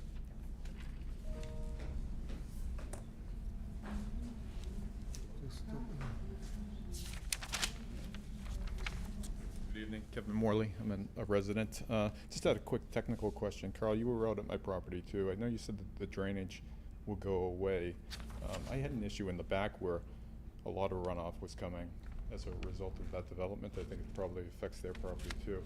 Will the driveway, which is to the right, drain to the left? Is that what you're proposing? Through the chair, clarify where you are. If you're looking at the property, Yeah. is the drainage going to the left? No, it is, if you're looking All at the of it. property from Fisher Street, the drainage would go to the left. Okay, I believe I including- did visit your property on a rainy day That's right. about 4 years ago. Not that long ago. Three. But yeah, around. Yeah. But, so the driveway will be on the right. If It we is. can just have the pitch, is the pitch slated to go to the left? It is, Okay, yes, because you're aware of the issue. yes, Okay. yes. So it should not, it's definitely, if it's constructed the way it's supposed to be, it's not going to affect you. Okay, because there is a dip there, as you noticed before. I know it's been a So while. you live on the right-hand side? I do. Okay. Just general comments too. I know the last presentation gave a traffic report. Just a general concern. I know that, I think the comment was there are a lot of assumptions as far as the use. I mean, you know, there's a guesstimate of 10 spaces, or 10 families, but that could grow if your congregation grows. You know, there is space off to the left. I realize that. Will there be any restrictions on street parking?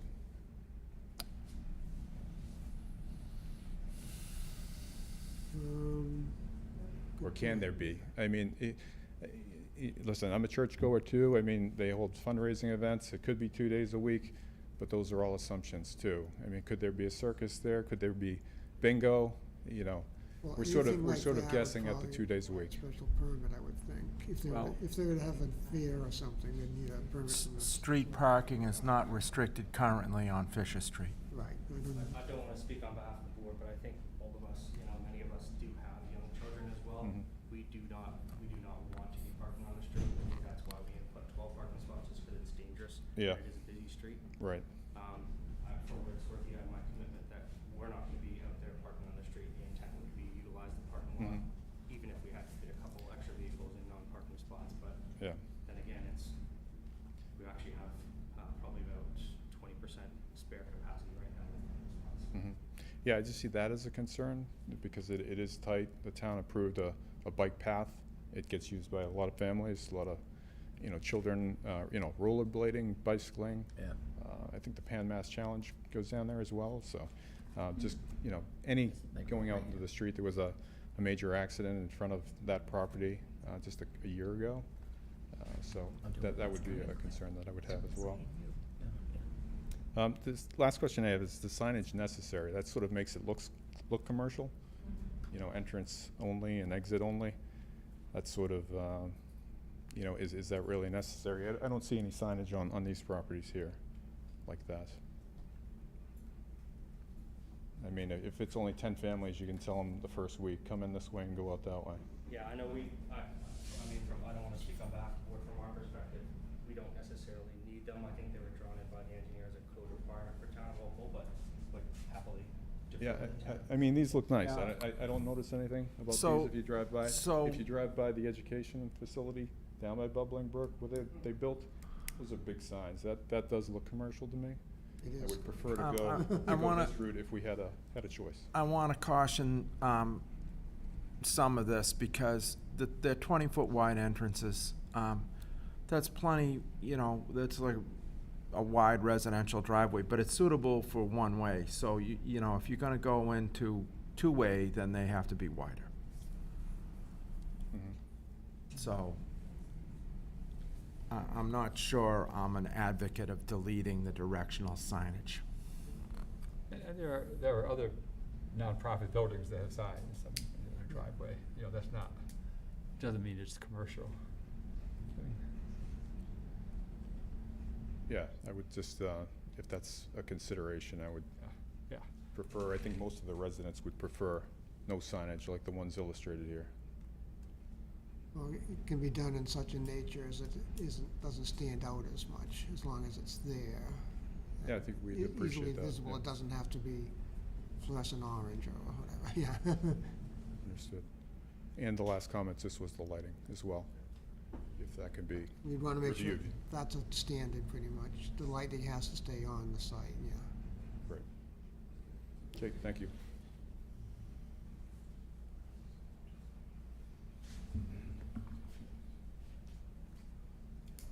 Anyone else from the audience?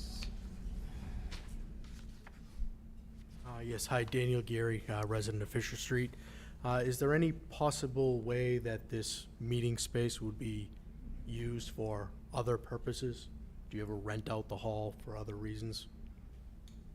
No, Okay, so it'd strictly just be the 2 days a week? strictly the 2 days. Okay, thank you.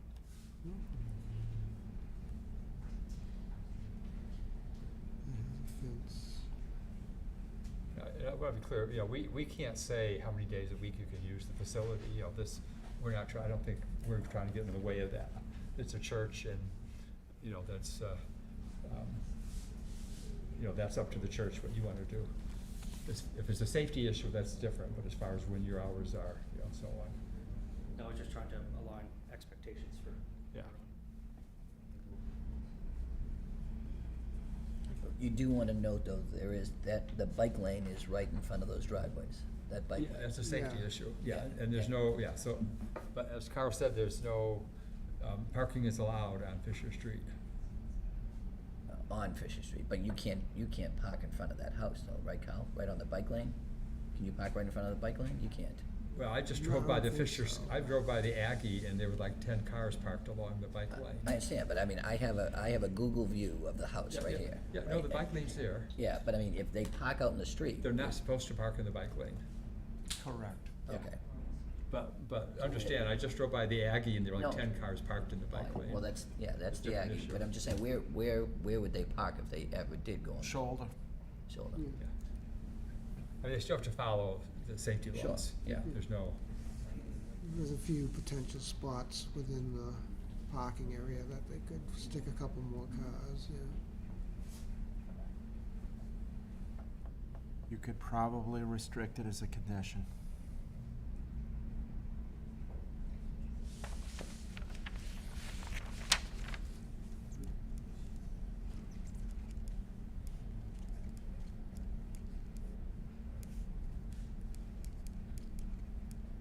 Okay, so.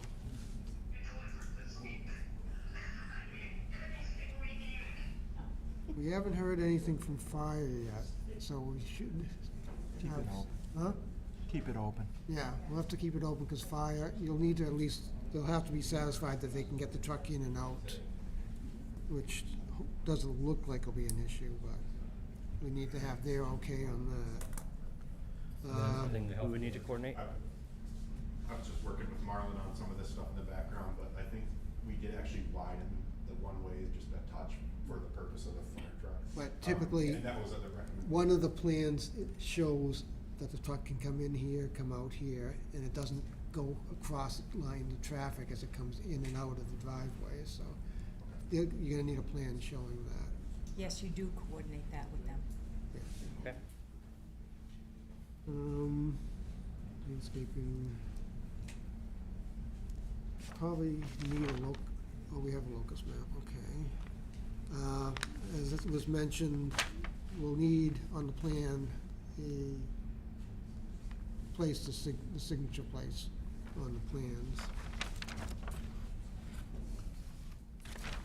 For the one that gets approved. You have questions? Yes, hi, Will Graceffa, I'm resident on Fisher Street. I guess my big concern really just comes down, is safety. It's no secret that people bomb up and down the road. There are police officers constantly right in front of in my house, right next to my house, with speed traps. Doesn't change much. Are they catching people? I'm sorry? Are they catching people? Oh, yeah, they certainly are. They're doing their job. I'm not questioning that. I'm just saying that it still happens. And, and again, I know you're saying that these are, there's 12 spots, it's enough. Is it? I don't know. Are people gonna be parked on the side of Fisher Street? Are they gonna be curled around Emerald?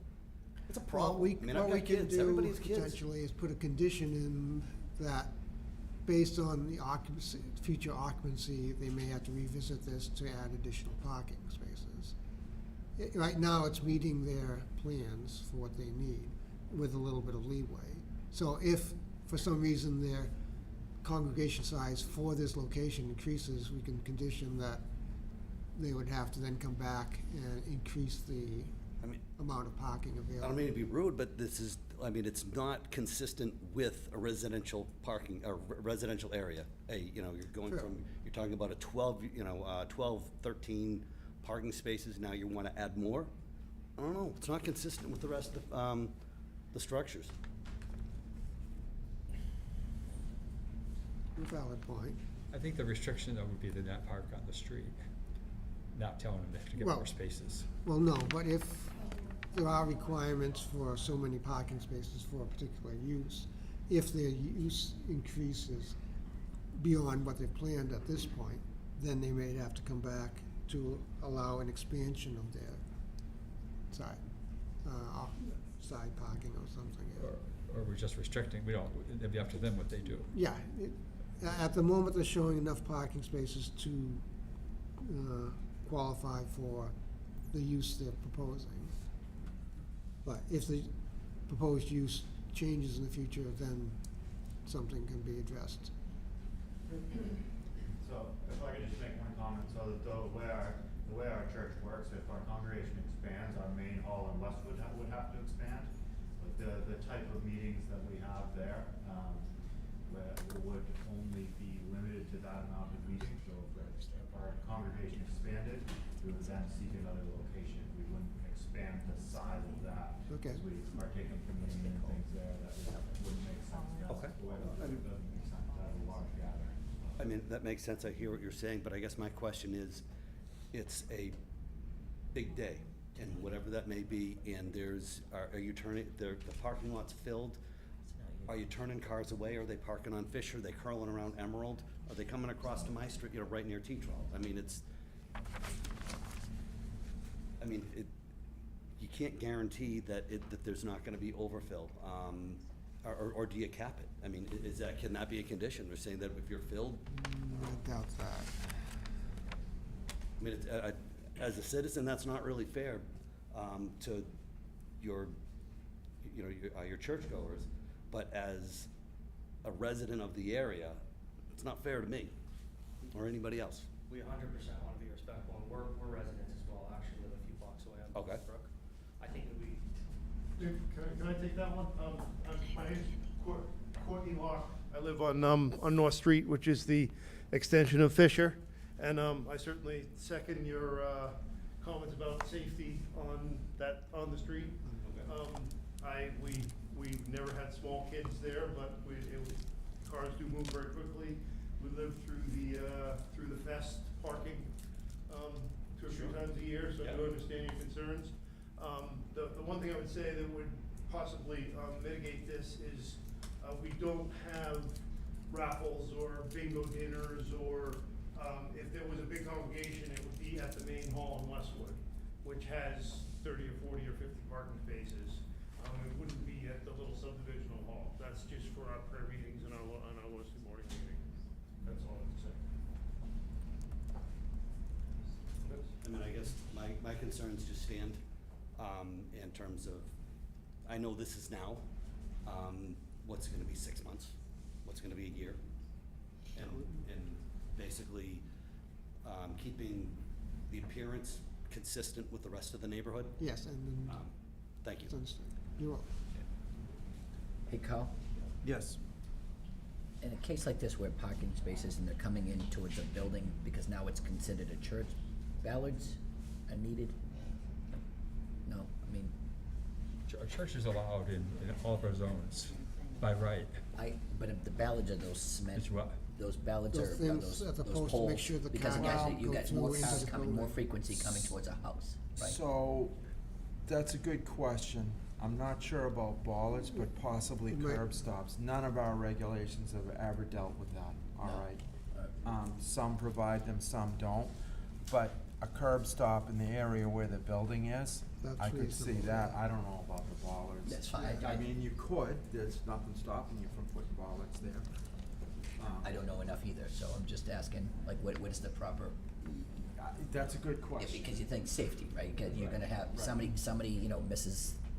misses the But I brake, would say if hits the gas. you ate downtown at the new muffin store, Yeah. there's nothing, when cars park in the parking lot there's only a small curb protecting you.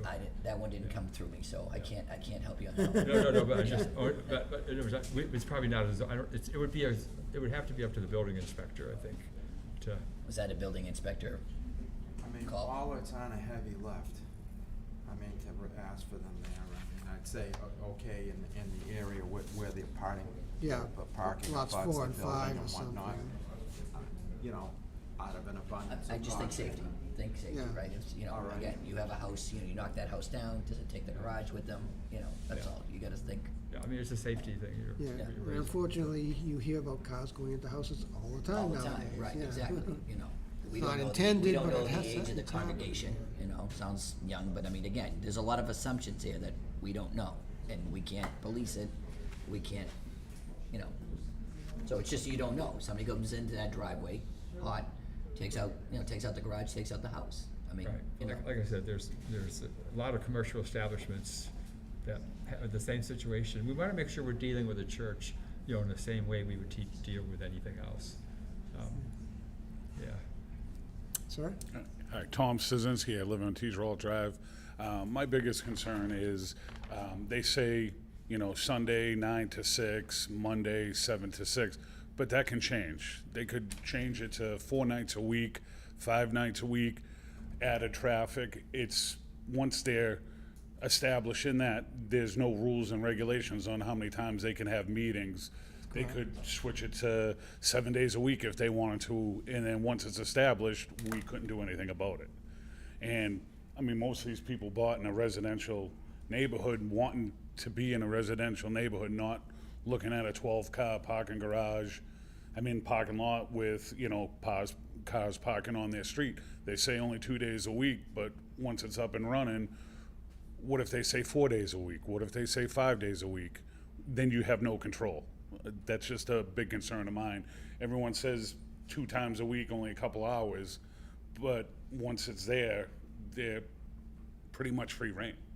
So, and that kind of affects the community. It's, people buy a residential house, they don't want to look at a one-way enter sign and a exit sign. It'd be different if it was there before they bought it and then you knew it was there, but you bought, it wasn't there, it was a house. It's my concern. Thanks.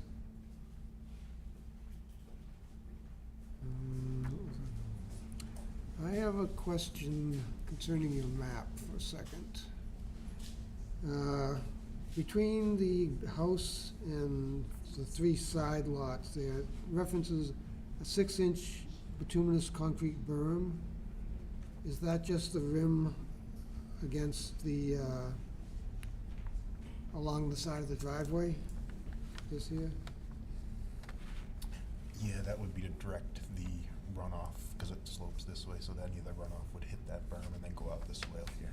Go out that way? Yeah, this is just a. Is there a drop here, or is this a level? That's all grade, yeah. It's all grade, There's no okay. steps, yeah. Ma'am? Hi, yes, Maxine Smith, I live on Tatralt. I just want to ditto everything that was just said, just so it's on the record. I'm also concerned about safety. There's been multiple car accidents right in that spot. That's a very, very bad turn. And I'd just be worried with, churchgoers coming in and out.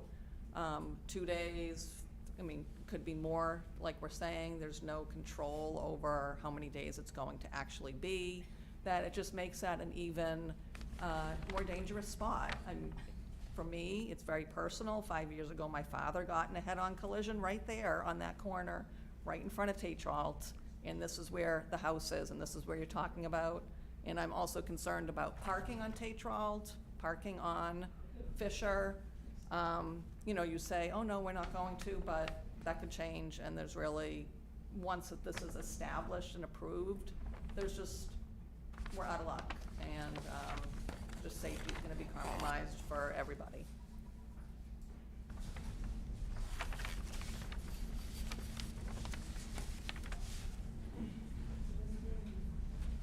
Leroy Smith, I live on off of Tatralt. Just a general question, are the plans available for public viewing? Yes. Planning board office at any time, pretty much. Okay, yeah. And, this is a house, right? So at some It point. looks like a house, it Yeah, is. they say no one's gonna live there. And I don't know what the general rules are, regardless of the fact it's a church or whatever it is. Are there rules on how many people can live in a residence? No one's living there. I understand that, but they could. There's no rules for how many people can live in. No, a right, house. but in general, I'm not talking specifically about a church. Yeah. In general, are there rules related to how many people can live in a house? I don't. In as far as they have to show they have enough restrooms to deal with the number of people So they have in the house. So that's not, it's a subjective thing, then, it's Yeah. not, you gotta have. You have meet to be this able to rule. show they can deal Right, with the right. water resources. So, and the garage itself is gonna be the meeting hall? Is the garage gonna be expanded? No. The size of that garage is gonna fit the folks? That's cool. Can I interrupt you? I'm sorry. Sure. But aren't we converting it into a church? It's no longer going to be a residence, correct? I believe so, yes. So That would the be a inside will consider- not be like a house, correct? Well, Outside it will look it. But he said that the main house, the main house is gonna be left front. The main- I'll no. let him address it. Yeah, let them please. answer. We don't plan to modify the rest of the residence, only add the 2 restrooms and finish the garage. I think it could be used for general storage for the church, but yeah, it's not planned as used for a Can I ask you, if your other facilities, does anybody live at any of the other facilities? No. No? Well, it's a bit of a concern that, because they could, at any time, decide to house as many folks as they wanted to, right? Well, that kind of goes for every house, yeah. No, I get it. No, Right, I didn't right. know if there was a restriction, period, right? Typically, there's the issue of, when you have someone living there, if you have people non-related to you on a long-term basis, sometimes it Right. raises an issue of familial connections or such. Otherwise, you turn into, is it a rental property or such Right. issues? The other question I would have is noise. I mean, I have no idea what this is like. It says it's from 6 to 9 a.m. It's not gonna affect me, I'm far enough away, but is it something that's loud? So our service is obviously inside the garage, so there'd be no noise effect. Not music, no bells, Valid point. I lived across the street from a church, and every Sunday. So, I probably would add as well, 2 of our locations are in residential properties right now. Right. So we're very aware of any noise issues. I think everyone's respectful. We live in the neighborhood as well, so we wouldn't Sure. want someone slamming a door. no, I get it, shutting the I get it, I lights, just, shutting them in the just wanted to ask if there was something, No drums or Okay. loudspeakers, it would be contained within the Okay. house. All right, well, I just wanted to get that general I information. live near a church, the bells are kinda nice. At 6 o'clock in the morning. Thanks. Any further comments from the audience? Okay, so there's a few issues you need to address with different, whoops. Tim Wicks, 149 Endine Drive. I'm on the actually the applicant for the congregation. What we're proposing here is the Sunday morning and the Monday night is something we've been doing for many, many years, and it hasn't changed, and it will not change. So it'll be small gatherings in the subdivision rooms that we've been doing the same way for many, many, many years, and that's not going to change. So just to give everybody confirmation on that it's been something that we've been doing for years and hasn't changed at all. So just want to clarify that for everyone. Thank you. And by the way, I'm just reading the Dover Amendment, and it says that, you cannot restrict the use of a building for use for church, Right, I know. for a church. Okay, so, So the Dover Amendment is what rules many of these things, and our bylaws allow a church in all of our zones, by right, but the zoning, the Dover Amendment says, no zoning ordinance or bylaw shall regulate or restrict the interior area of a single-family residential building, nor shall any such ordinance or bylaw prohibit, regulate, or restrict the use of land or structures for religious purposes or for educational purposes on land owned or leased by the Commonwealth or any of its agencies, subdivisions, or bodies, public or by a religious sect or denomination or by a nonprofit educational corporation. So if you take out all the other pieces there, it basically says you can't, you can't do anything, have any restrictions on how a religious organization uses their building. That's how I. Could have someone look at it. Yeah, that's how I interpret, that's how I read it. Again, I was exactly what Carl said, I'm not an expert in the law, but that's what it seems to be saying. And just to over-explain, we're very familiar with that because of the daycare up on, okay? And that's a state rule, that's not a town thing. Okay. So you might wanna look that up. No, Yeah, no, it's, you might wanna look it up, yeah. But it does say that you can make reasonable restrictions on things, well, parking, safety, and so forth. So that's all within the purview. I mean, just so we can better understand who you folks are, because you're moving into our neighborhood with this, is there something you can tell us, we can go find out more about you? You know, I mean, you sound like great guys, sounds like it's all, on the up and up. But just to allay some of our fears, if we could get a website or something we could read. So, I'll just maybe take that just to read this website out. It's PlymouthBrethrenChristianChurch.org. So that's PLYMOUTHBRETHERN ChristianChurch.org. It's a global organization that we're just a local part of it. So you'll see, it's a global organization. But then you're only gonna use this house 2 hours a week, I don't get it. I don't get it. I don't get it. Confused, that's confusing. What's the point? To have those two services in one church, it's not that. Yeah, if you're gonna speak, you need to come up to the microphone. Okay, so you have a few items you have to address, and you need to check in with a couple of the town boards. So we'll need to schedule another meeting. How soon do you think you'll want to come before us again? Our next meetings are August 18th and September 19th.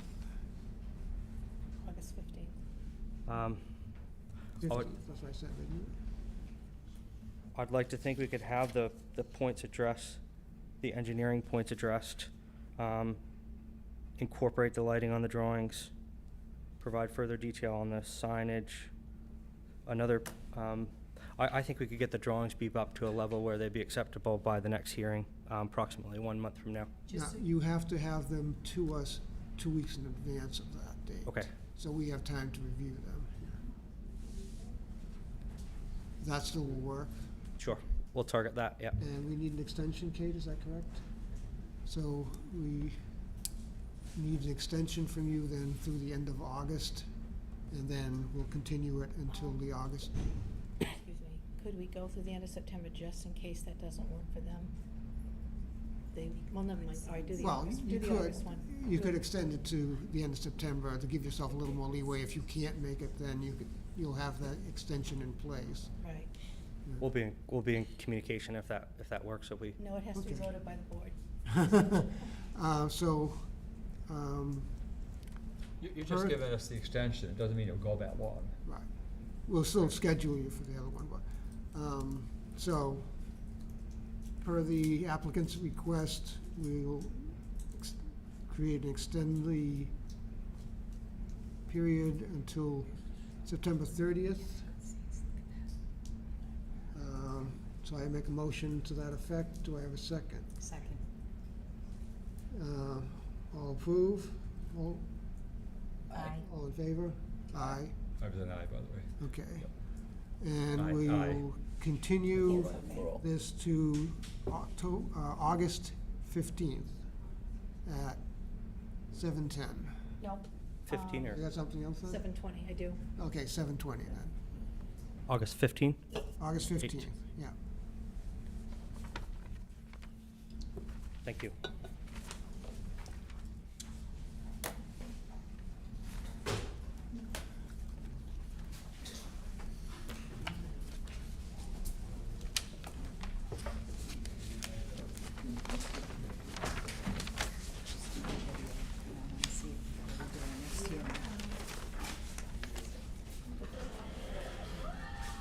Thank you.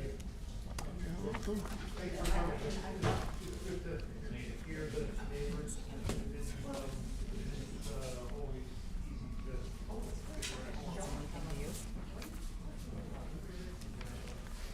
Can I have that, John, can I have this stuff?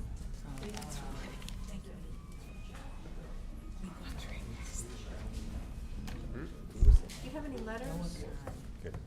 I have Kyle's letter and this one, so if you need it back, Kate. I need this back. Pop singer.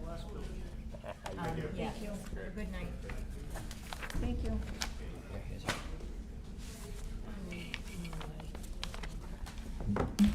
This is the new one in the back.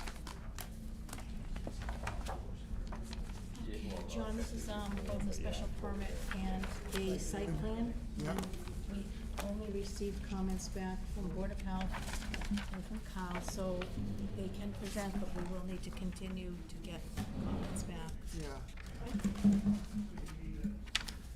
And we'll need an extension Save the on best that. for last, you notice Yeah. that? Jack's gonna be disappointed that he missed you. Go watch it. Yeah. I'm sure he'll do the mowing rule just so he can come I and don't know see me about the that. next time. Well, I think he'll be sad. He does. He wouldn't I think miss he that. likes Rob. Rob's a good guy. The hour being after 7:30 and 7:31 by quite a bit. We have a site plan approval and a special permit request from Hash Brown Holdings, 272, 274 South Street site. Notice is hereby given that the Walpole Planning Board will hold a public hearing on Thursday, July 18th at 7:30 PM in the main meeting room, Town Hall, on site plan application from Hash Brown Holdings, 272, 274 South Street, Walpole, Mass. Planning Board Case 2024-08 with respect to property located at 272, 274 South Street. Said property is shown on Assessors Map 41, Parcel 64, in Water Resource Protection District zoning overflow, water protection overflow. Zoning districts are industry and limited manufacturing. Applicant is seeking a site plan review under section 13 of the zoning bylaws to allow the construction of a 10,500 square foot commercial building with related parking, outside storage, utilities, and grading, as shown on the plan set entitled Site Development Plan 272, 274 South Street, Walpole, Mass, dated June 6th, 2024, prepared by Truax Engineering Group, Alston, Mass, as may be amended. And also, Walpole Planning Board would hold a public hearing on Thursday, July 18th, 7:31 PM in the main meeting room, Town Hall, on a special permit application from Hash Brown Holdings, LLC, 272, 274 South Street, Walpole, case Planning Board 2024-09, with respect to property located at 272, 274 South Street. Said property is listed.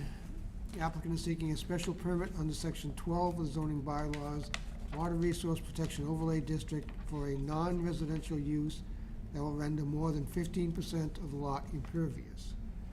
The project design requires installation of stormwater best management practices that meet or exceed the Massachusetts stormwater standards.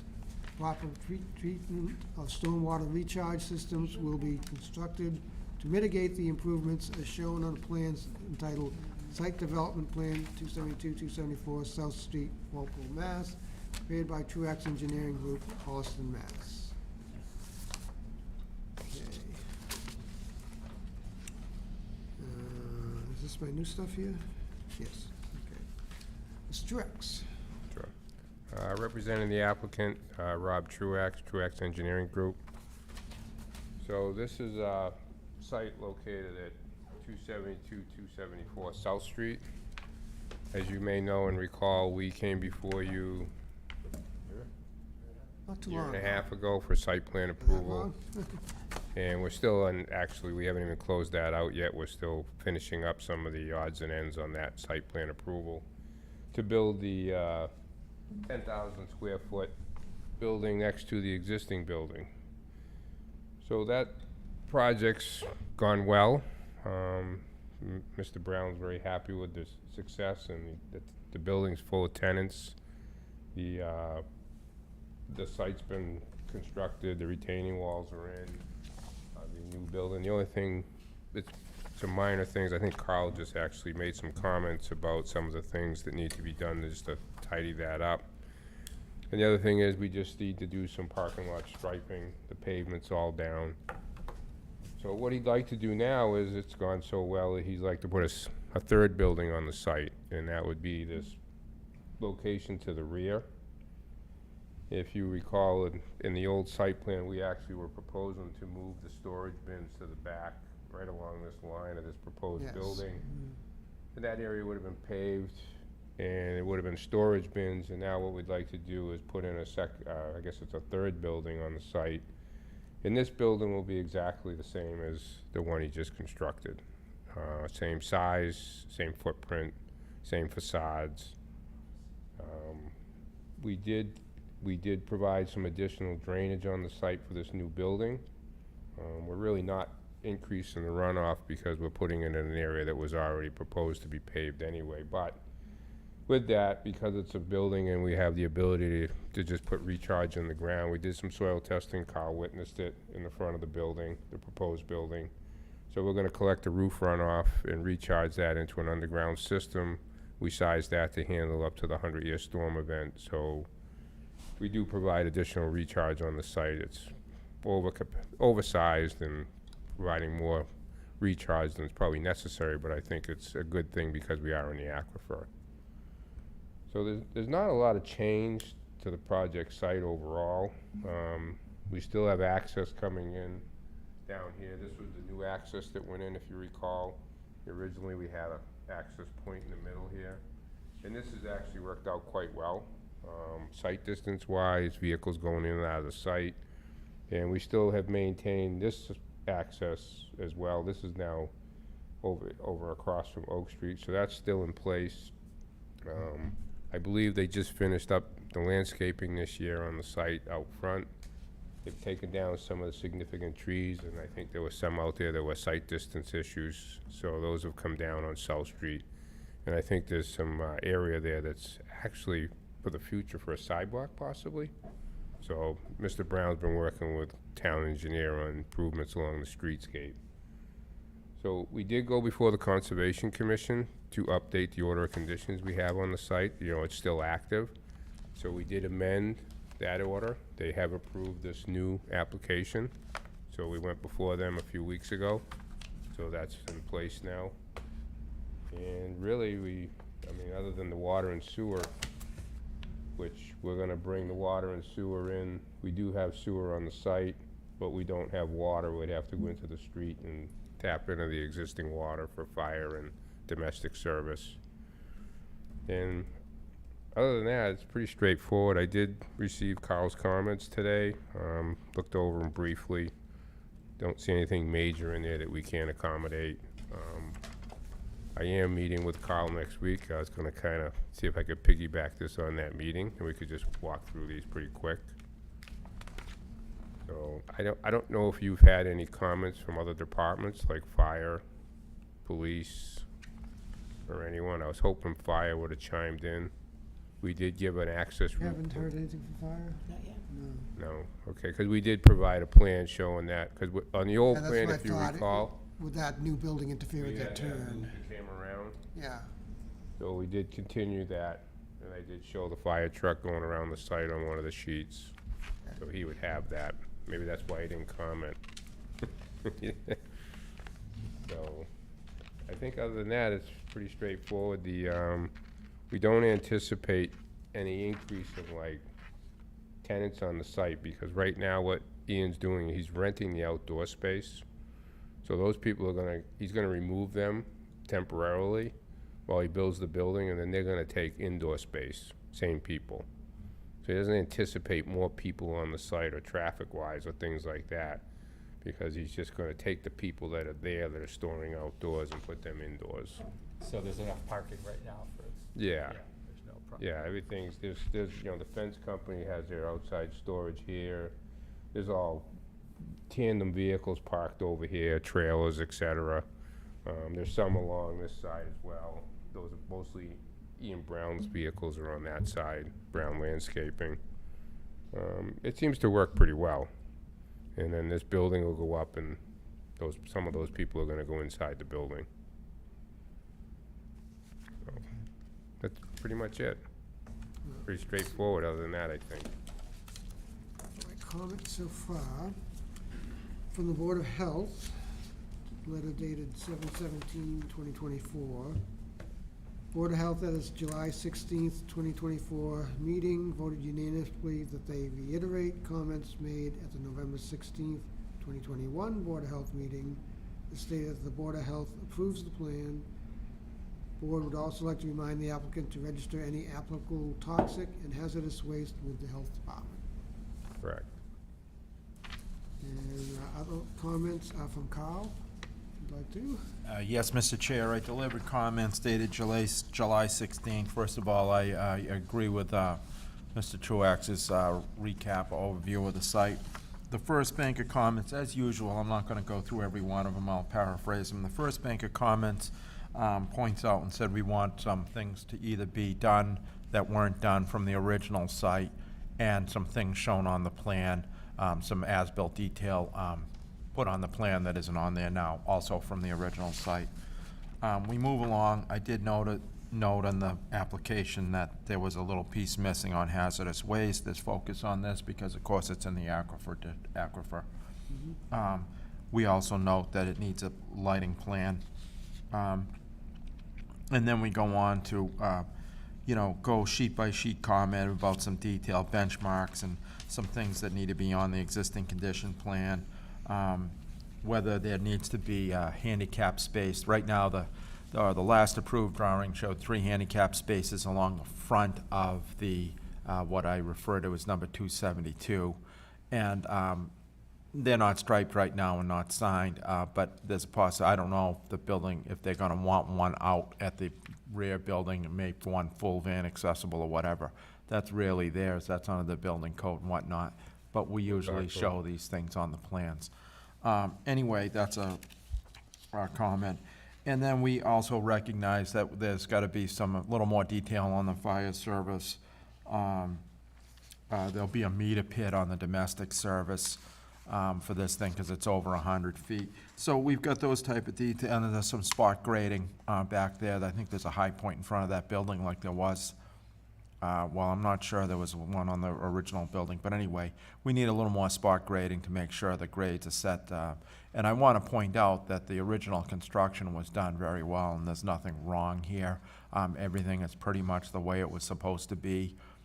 It's not finished paved right now, but it's a good site, and it's done well. So, but yet we want that kind of detail was on the first set of plans. Anyway. We've go on to continue with a number of items, and then we go to the stormwater report in the end. I think out of all the comments, maybe the most significant one was that the stormwater report calls for 20 infiltration chambers to make the numbers work in there, and the plan showed 15, so we've asked that the plan now show 20, and that it'll provide what's in the report. It fully mitigates. I like the idea of putting the roof in. It's good for the aquifer special permit. We're in full compliance with everything here. This site is reducing both rates and volumes of runoff, and we're putting it back in the ground, and they're excellent soils.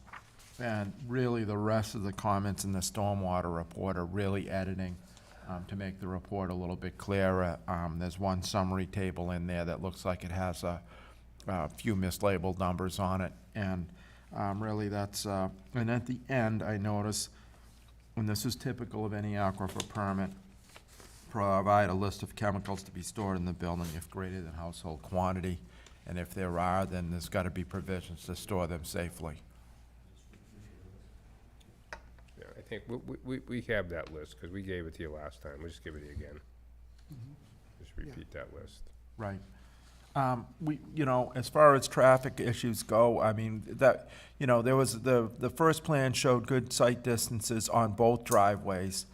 We did make a comment, there's a boulder near the north side of the south entrance that probably should get out of there. Over here? No, other entrance, Rob, yeah, right there. And then we. Yeah. Yeah, it's somewhere in the. Yeah, and then, I'm actually after and said, maybe widen out the roundings on that thing so you can make it, I'm sure you get plenty of trucks with trailers and whatnot going in and out of there, so we don't have any encroachment issues on travel lanes, and said, I'm not at all opposed to widening that curb cut. Open that entrance up a little. It's not our fact, I'm not opposed to it, I want you to do it. Yes. Make it wider.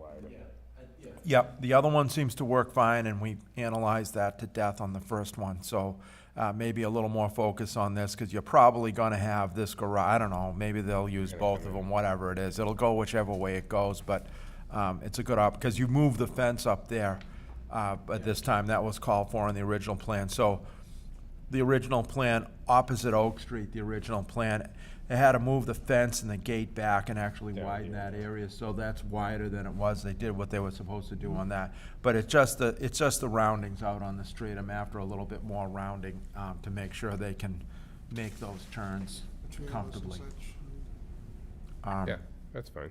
And somewhere, I think there's probably gonna have to be a fire hydrant in here. But that's up to the fire department,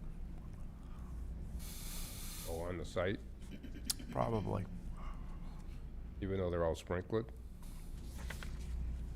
They want one for the pumper connection, but that's, I'll let them make that. Okay. You're gonna have to put a fire service in anyway. Questions, And that, but comments? whether there's a Right. hydrant on it will govern the size. Snow The removal? first one you did a 4-inch, I think. 4-inch line.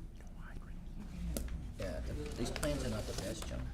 I did No, notice that. I would think that's it'll be on site somewhere, but I don't know, let's get some feedback from fire on that. See what he says. Okay. Yeah, widening that driveway is no problem, they, related that because of the, discussion about all the streets. Sure. Now the trees are going. Yeah, it looks good, everything looks good out there. Anyway, any questions that the board has, I'll be glad to answer. Well, I asked about snow removal. So Rob, no disrespect at all, so please don't take it that way. Yeah, these But plans. you've gotta darken these up, like, I understand I'm old. But I couldn't read them. Yeah. I mean, It's- you- it's- I it's- couldn't, I don't know why if they're you look coming at out like like- other plans, and then it looks like the cartridge was dying or something, but please, in the future, can you make them just a little darker? Because I I will. honestly struggled, I Let me couldn't see read your them. copy. I didn't realize. Yeah, Yeah. it's tough. It's the same. It's so light. Yeah, I don't know. It's really hard. Also, if you could So send a- like send a Paul was PDF saying, is copy. there snow storage? I said, I don't We know, I it's hard to can't see, read right? them. So that's We what don't I said. show it, I didn't show any snow storage, to be honest. Probably need But to- please, in the You need- future, you if you want to, could, you're it would gonna be want it. really helpful. You're gonna want them. Thank you. And if you could send a PDF copy. I believe you have one. Oh, okay. Yeah. Yeah. I gave a flash drive. Okay. Of everything we filed. Yeah, nope.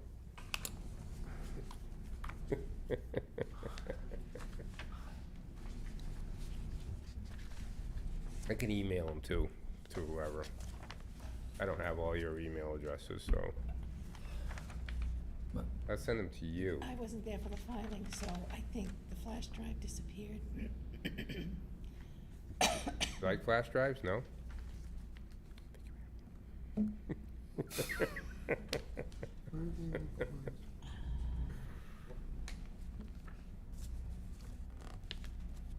Okay, doesn't cover anything.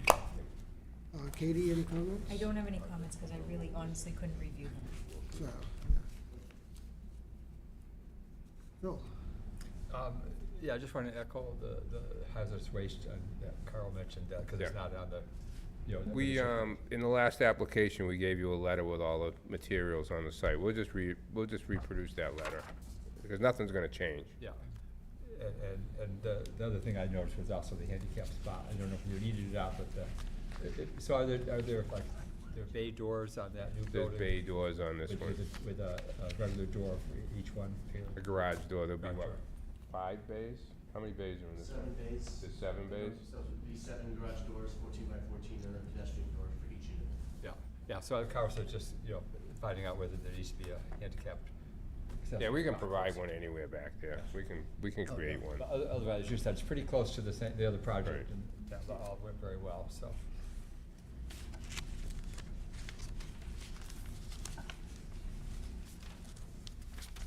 That's all I had, Jim. Okay. First question, the building is going where the storage bins were. Where are the storage bins going? We're getting rid of them all but 2 in this corner. He's not really using them. Okay. We're just gonna keep 2. Oh, and dumpsters are going. Yeah, the dumpster is gonna be back there next to it, 2 dumpsters and then the storage bins.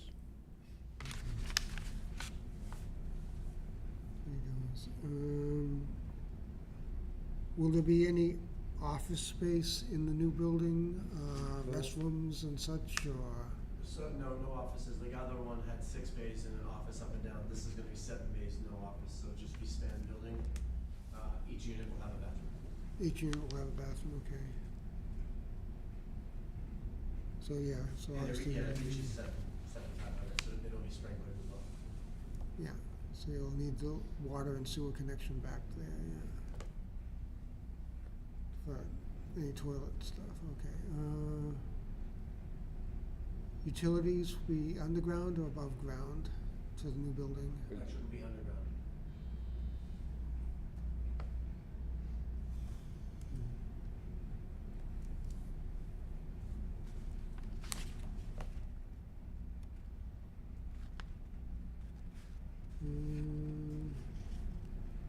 That goes there, okay.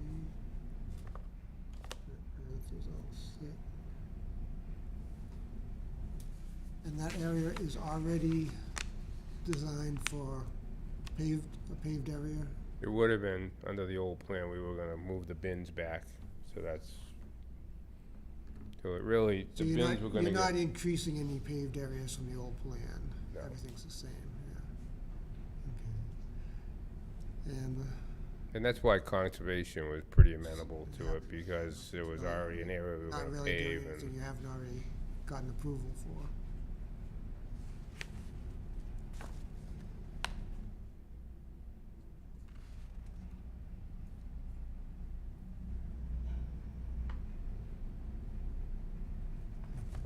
The white area is just storage, is that what that is?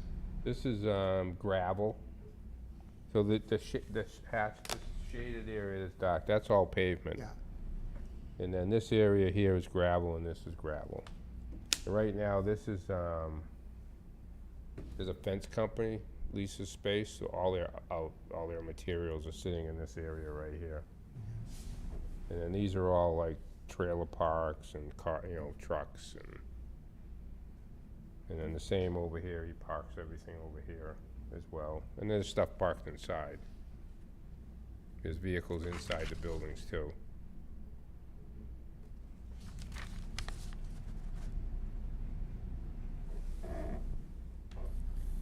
So have you added any additional parking spaces? We're really not adding, we're just kinda moving them around. Looks like you added 2. It went from Did I add 33 to 2 in the 35. table maybe? Yeah, it went from 33 to 35. That's possible, yeah, we're just kind of rearranging some of where they are and. And as far as drainage goes, Rob does a good report. He's got the gravel and the pavement all in the same, so there's not really much difference, for drainage. Right. Because this parking lot's been gravel for so long, I just run my calculations as if it's pavement. Because there's really nothing going in the ground through that. It's been run over so much.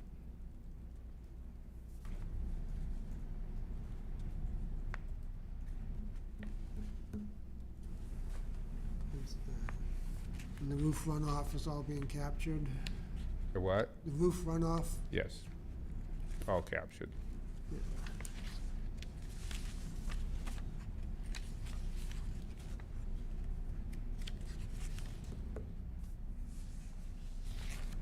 Do we have anyone from the audience who wishes to speak?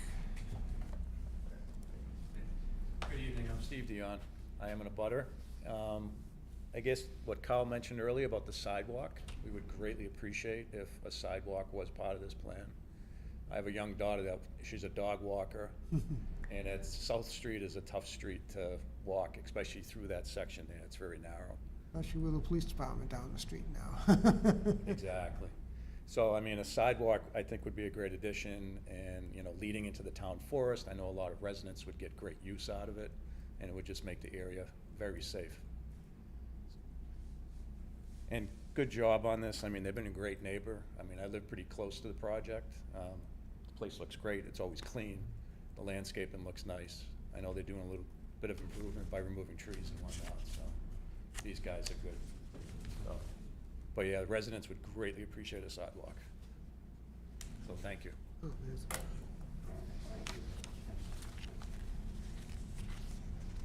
Do you have any additional lighting going in for that rear building? We'll update the lighting plan. We can have that Yeah, it'll updated. be shoebox, same as we have in the front. Yeah, showing locations and. They'll be And building, it's set way back too. they're gonna be they'll be on that building. There won't be any posts. Kyle, is there any sidewalks currently on South Street, or? There are, but not in this area. Okay, yeah. This is kind of it's a spot that really sticks out as needing sidewalks. So there are sidewalks from the police station or from Common Street up to, I believe, Brown Drive. And then after that, none. And I think we have on the schedule to redo the sidewalks on the first part of South Street next year. What's on Oak Street? Nothing. Nothing on Oak Street. Big subdivision, no sidewalk. Right. The conversation has been that we would facilitate the space for a sidewalk should we be allowed to do that at some point. Okay. It's an ongoing discussion, and definitely something that we will all be favor of. But that just takes time. So so you said you're making the space for it? Oh, Prepping it. Yeah, Yeah. in front of this new building will be Yeah, the same. yeah. Essentially linking across from Oak Town Forest. Yeah. Is, this is the town where they park right here to Yeah. walk in. So it'd be good to have that access, yeah. Right. Yeah, that's right. Any other comments for the board? Okay. So we still need to hear again from fire, is that right? Still haven't heard from them, no. Huh? I haven't heard. Yep, so we still need to get something from fire, police, probably isn't anything changing there. Did, and health was already said in there. We don't really usually hear from water and sewer. I do, but I haven't, and I didn't hear from Concom either. Yeah, we should get something from Concom, just, like you said, it was pretty much everything was the same as it was, so, yeah. Yeah, they approved. Concom, we didn't go to water and sewer. It's just a service connection. I don't believe we have to go to them for that. I don't know if it's, Don't usually go for service connections. checking my, dotting my i's and crossing my t's.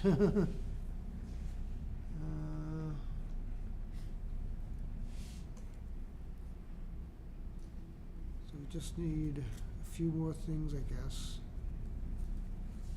And we need an extension also, is that right? Where are you, yeah, I will need an extension regardless.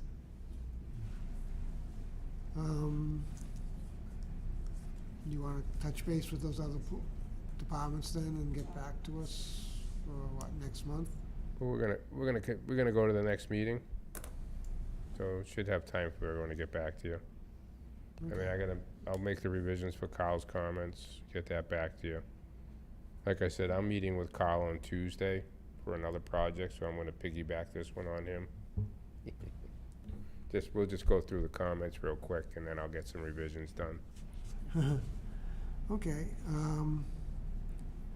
We'll get you an updated lighting plan. Snow And we'll removal. get you the chemical yeah, note the snow list removal on the that we had. plans somewhere. Yeah, we'll just Extra we tone. have a lighting plan from Yeah. before, we'll just update that with the new building. Ignoring me. Yeah. Extra toner, please. Something that we can actually read. Okay,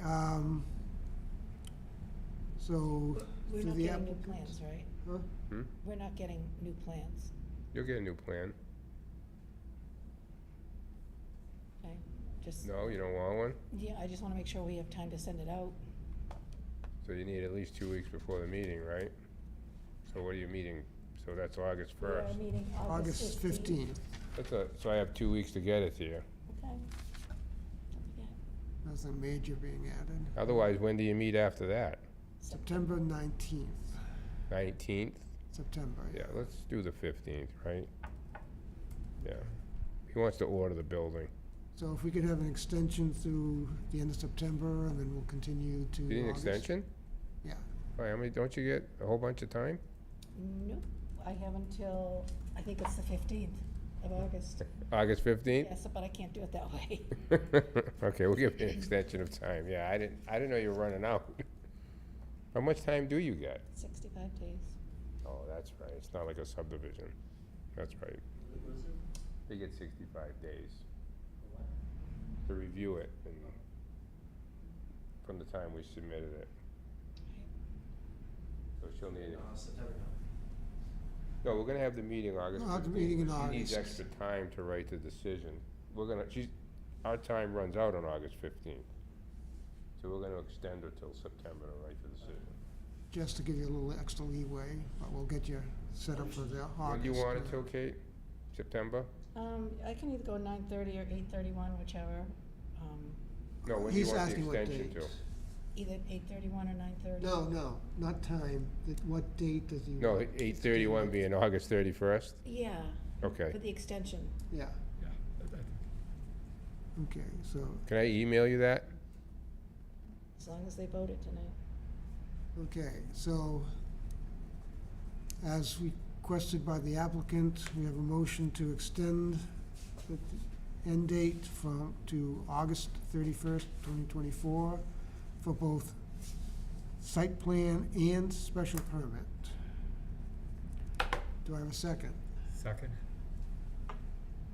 All in favor? Aye. Aye. For site plan and for special permit? Aye. Aye. Aye. Okay. And we'll continue both site plan and special permit to August 15th at what time? 7:30 and 7:31.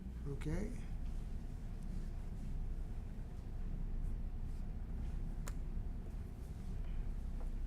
We'll see you in a month. All right, Thank you all very much. You're welcome. thank you.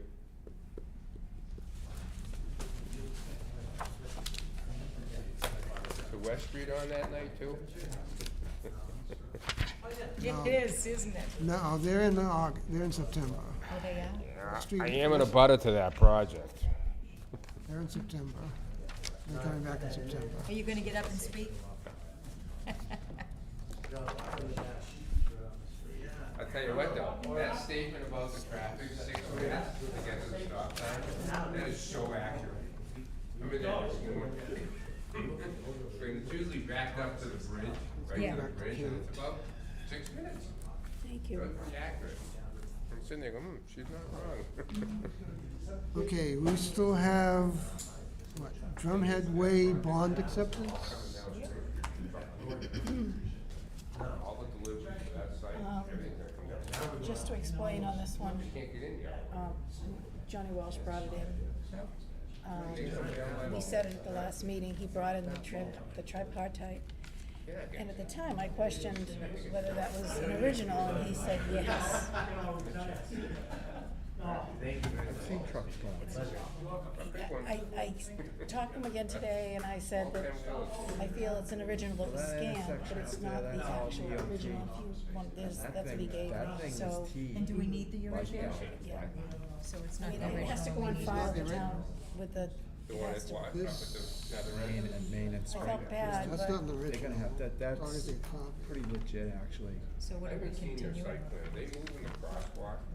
Can he get you, did he tell you he he could said get he it to you? couldn't get it today, that was the But he problem. can get it to you. I believe so. Yeah, it even says not an official. So, they're gonna do, I'm sorry? this is an Are they Right old, on here, it says not an official copy, yes. so we wanna have. If this is something he got from the registry, it has to be stamped. I think he got it from the bank, but I'm not sure. They're gonna have it right before the bridge. Well, even them, they should have had I thought you I would have might thought, an official copy. push the So- across and come over the So hill. we, So we will Well, you continue pay attention when you're walking. that to August 15th then? Go over here, come over Yeah. here. Maybe. But this looks, I don't know what we this need to is. vote that? I'm sorry? We need to vote that? No, just continue it. Yeah, Continue. okay. Okay. That goes back to And the last thing is the vote to release town council comments for Warwick. There were questions that Jack submitted to town council. And I think maybe because he's not here, we should wait. Yeah, I That think so. Town council has said we can release what's part of the decision and what was discussed, but I don't wanna be the one to say. Okay, yeah, I agree with that, yeah. Yeah, I'm in So I would, again, put that on 8:15. So we'll continue the vote to release the town council's comments on Warwick Remand until Right. all board members are present. So we'll schedule it for next meeting, the 15th. And hopefully none of Jack's kids have any more babies in the meantime. I know, It's a good reason for him to miss. Yeah. it was. I think I'm out on the August meeting, Uh-oh, all's away. vacation. Good for you. Okay. Thank you. Good night. Are we allowed to take vacations? You're allowed to take vacation. I'm off next. I'm off weeks. I'll fly back. Okay, where you going? Actually, I'm driving at 6. I'll be in Saratoga. Oh, fun. Yeah. Or every year. Good night. Good night. Yeah. See you, Rob. Thank you for the loan of your easel.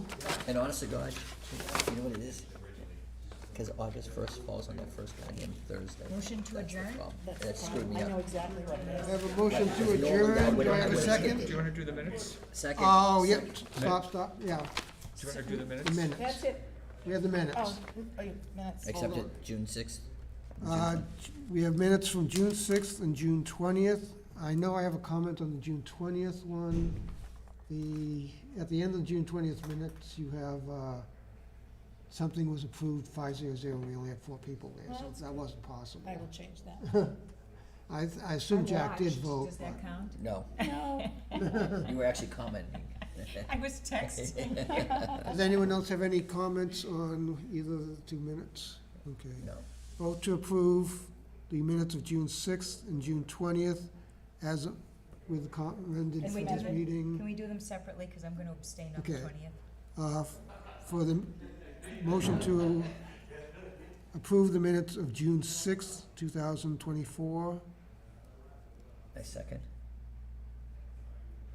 All in favor, say aye. Aye. Aye. 400. And vote to approve the minutes of June 20th, 2024 as amended. Do I have a second? I'll second. All in favor, say aye. Aye.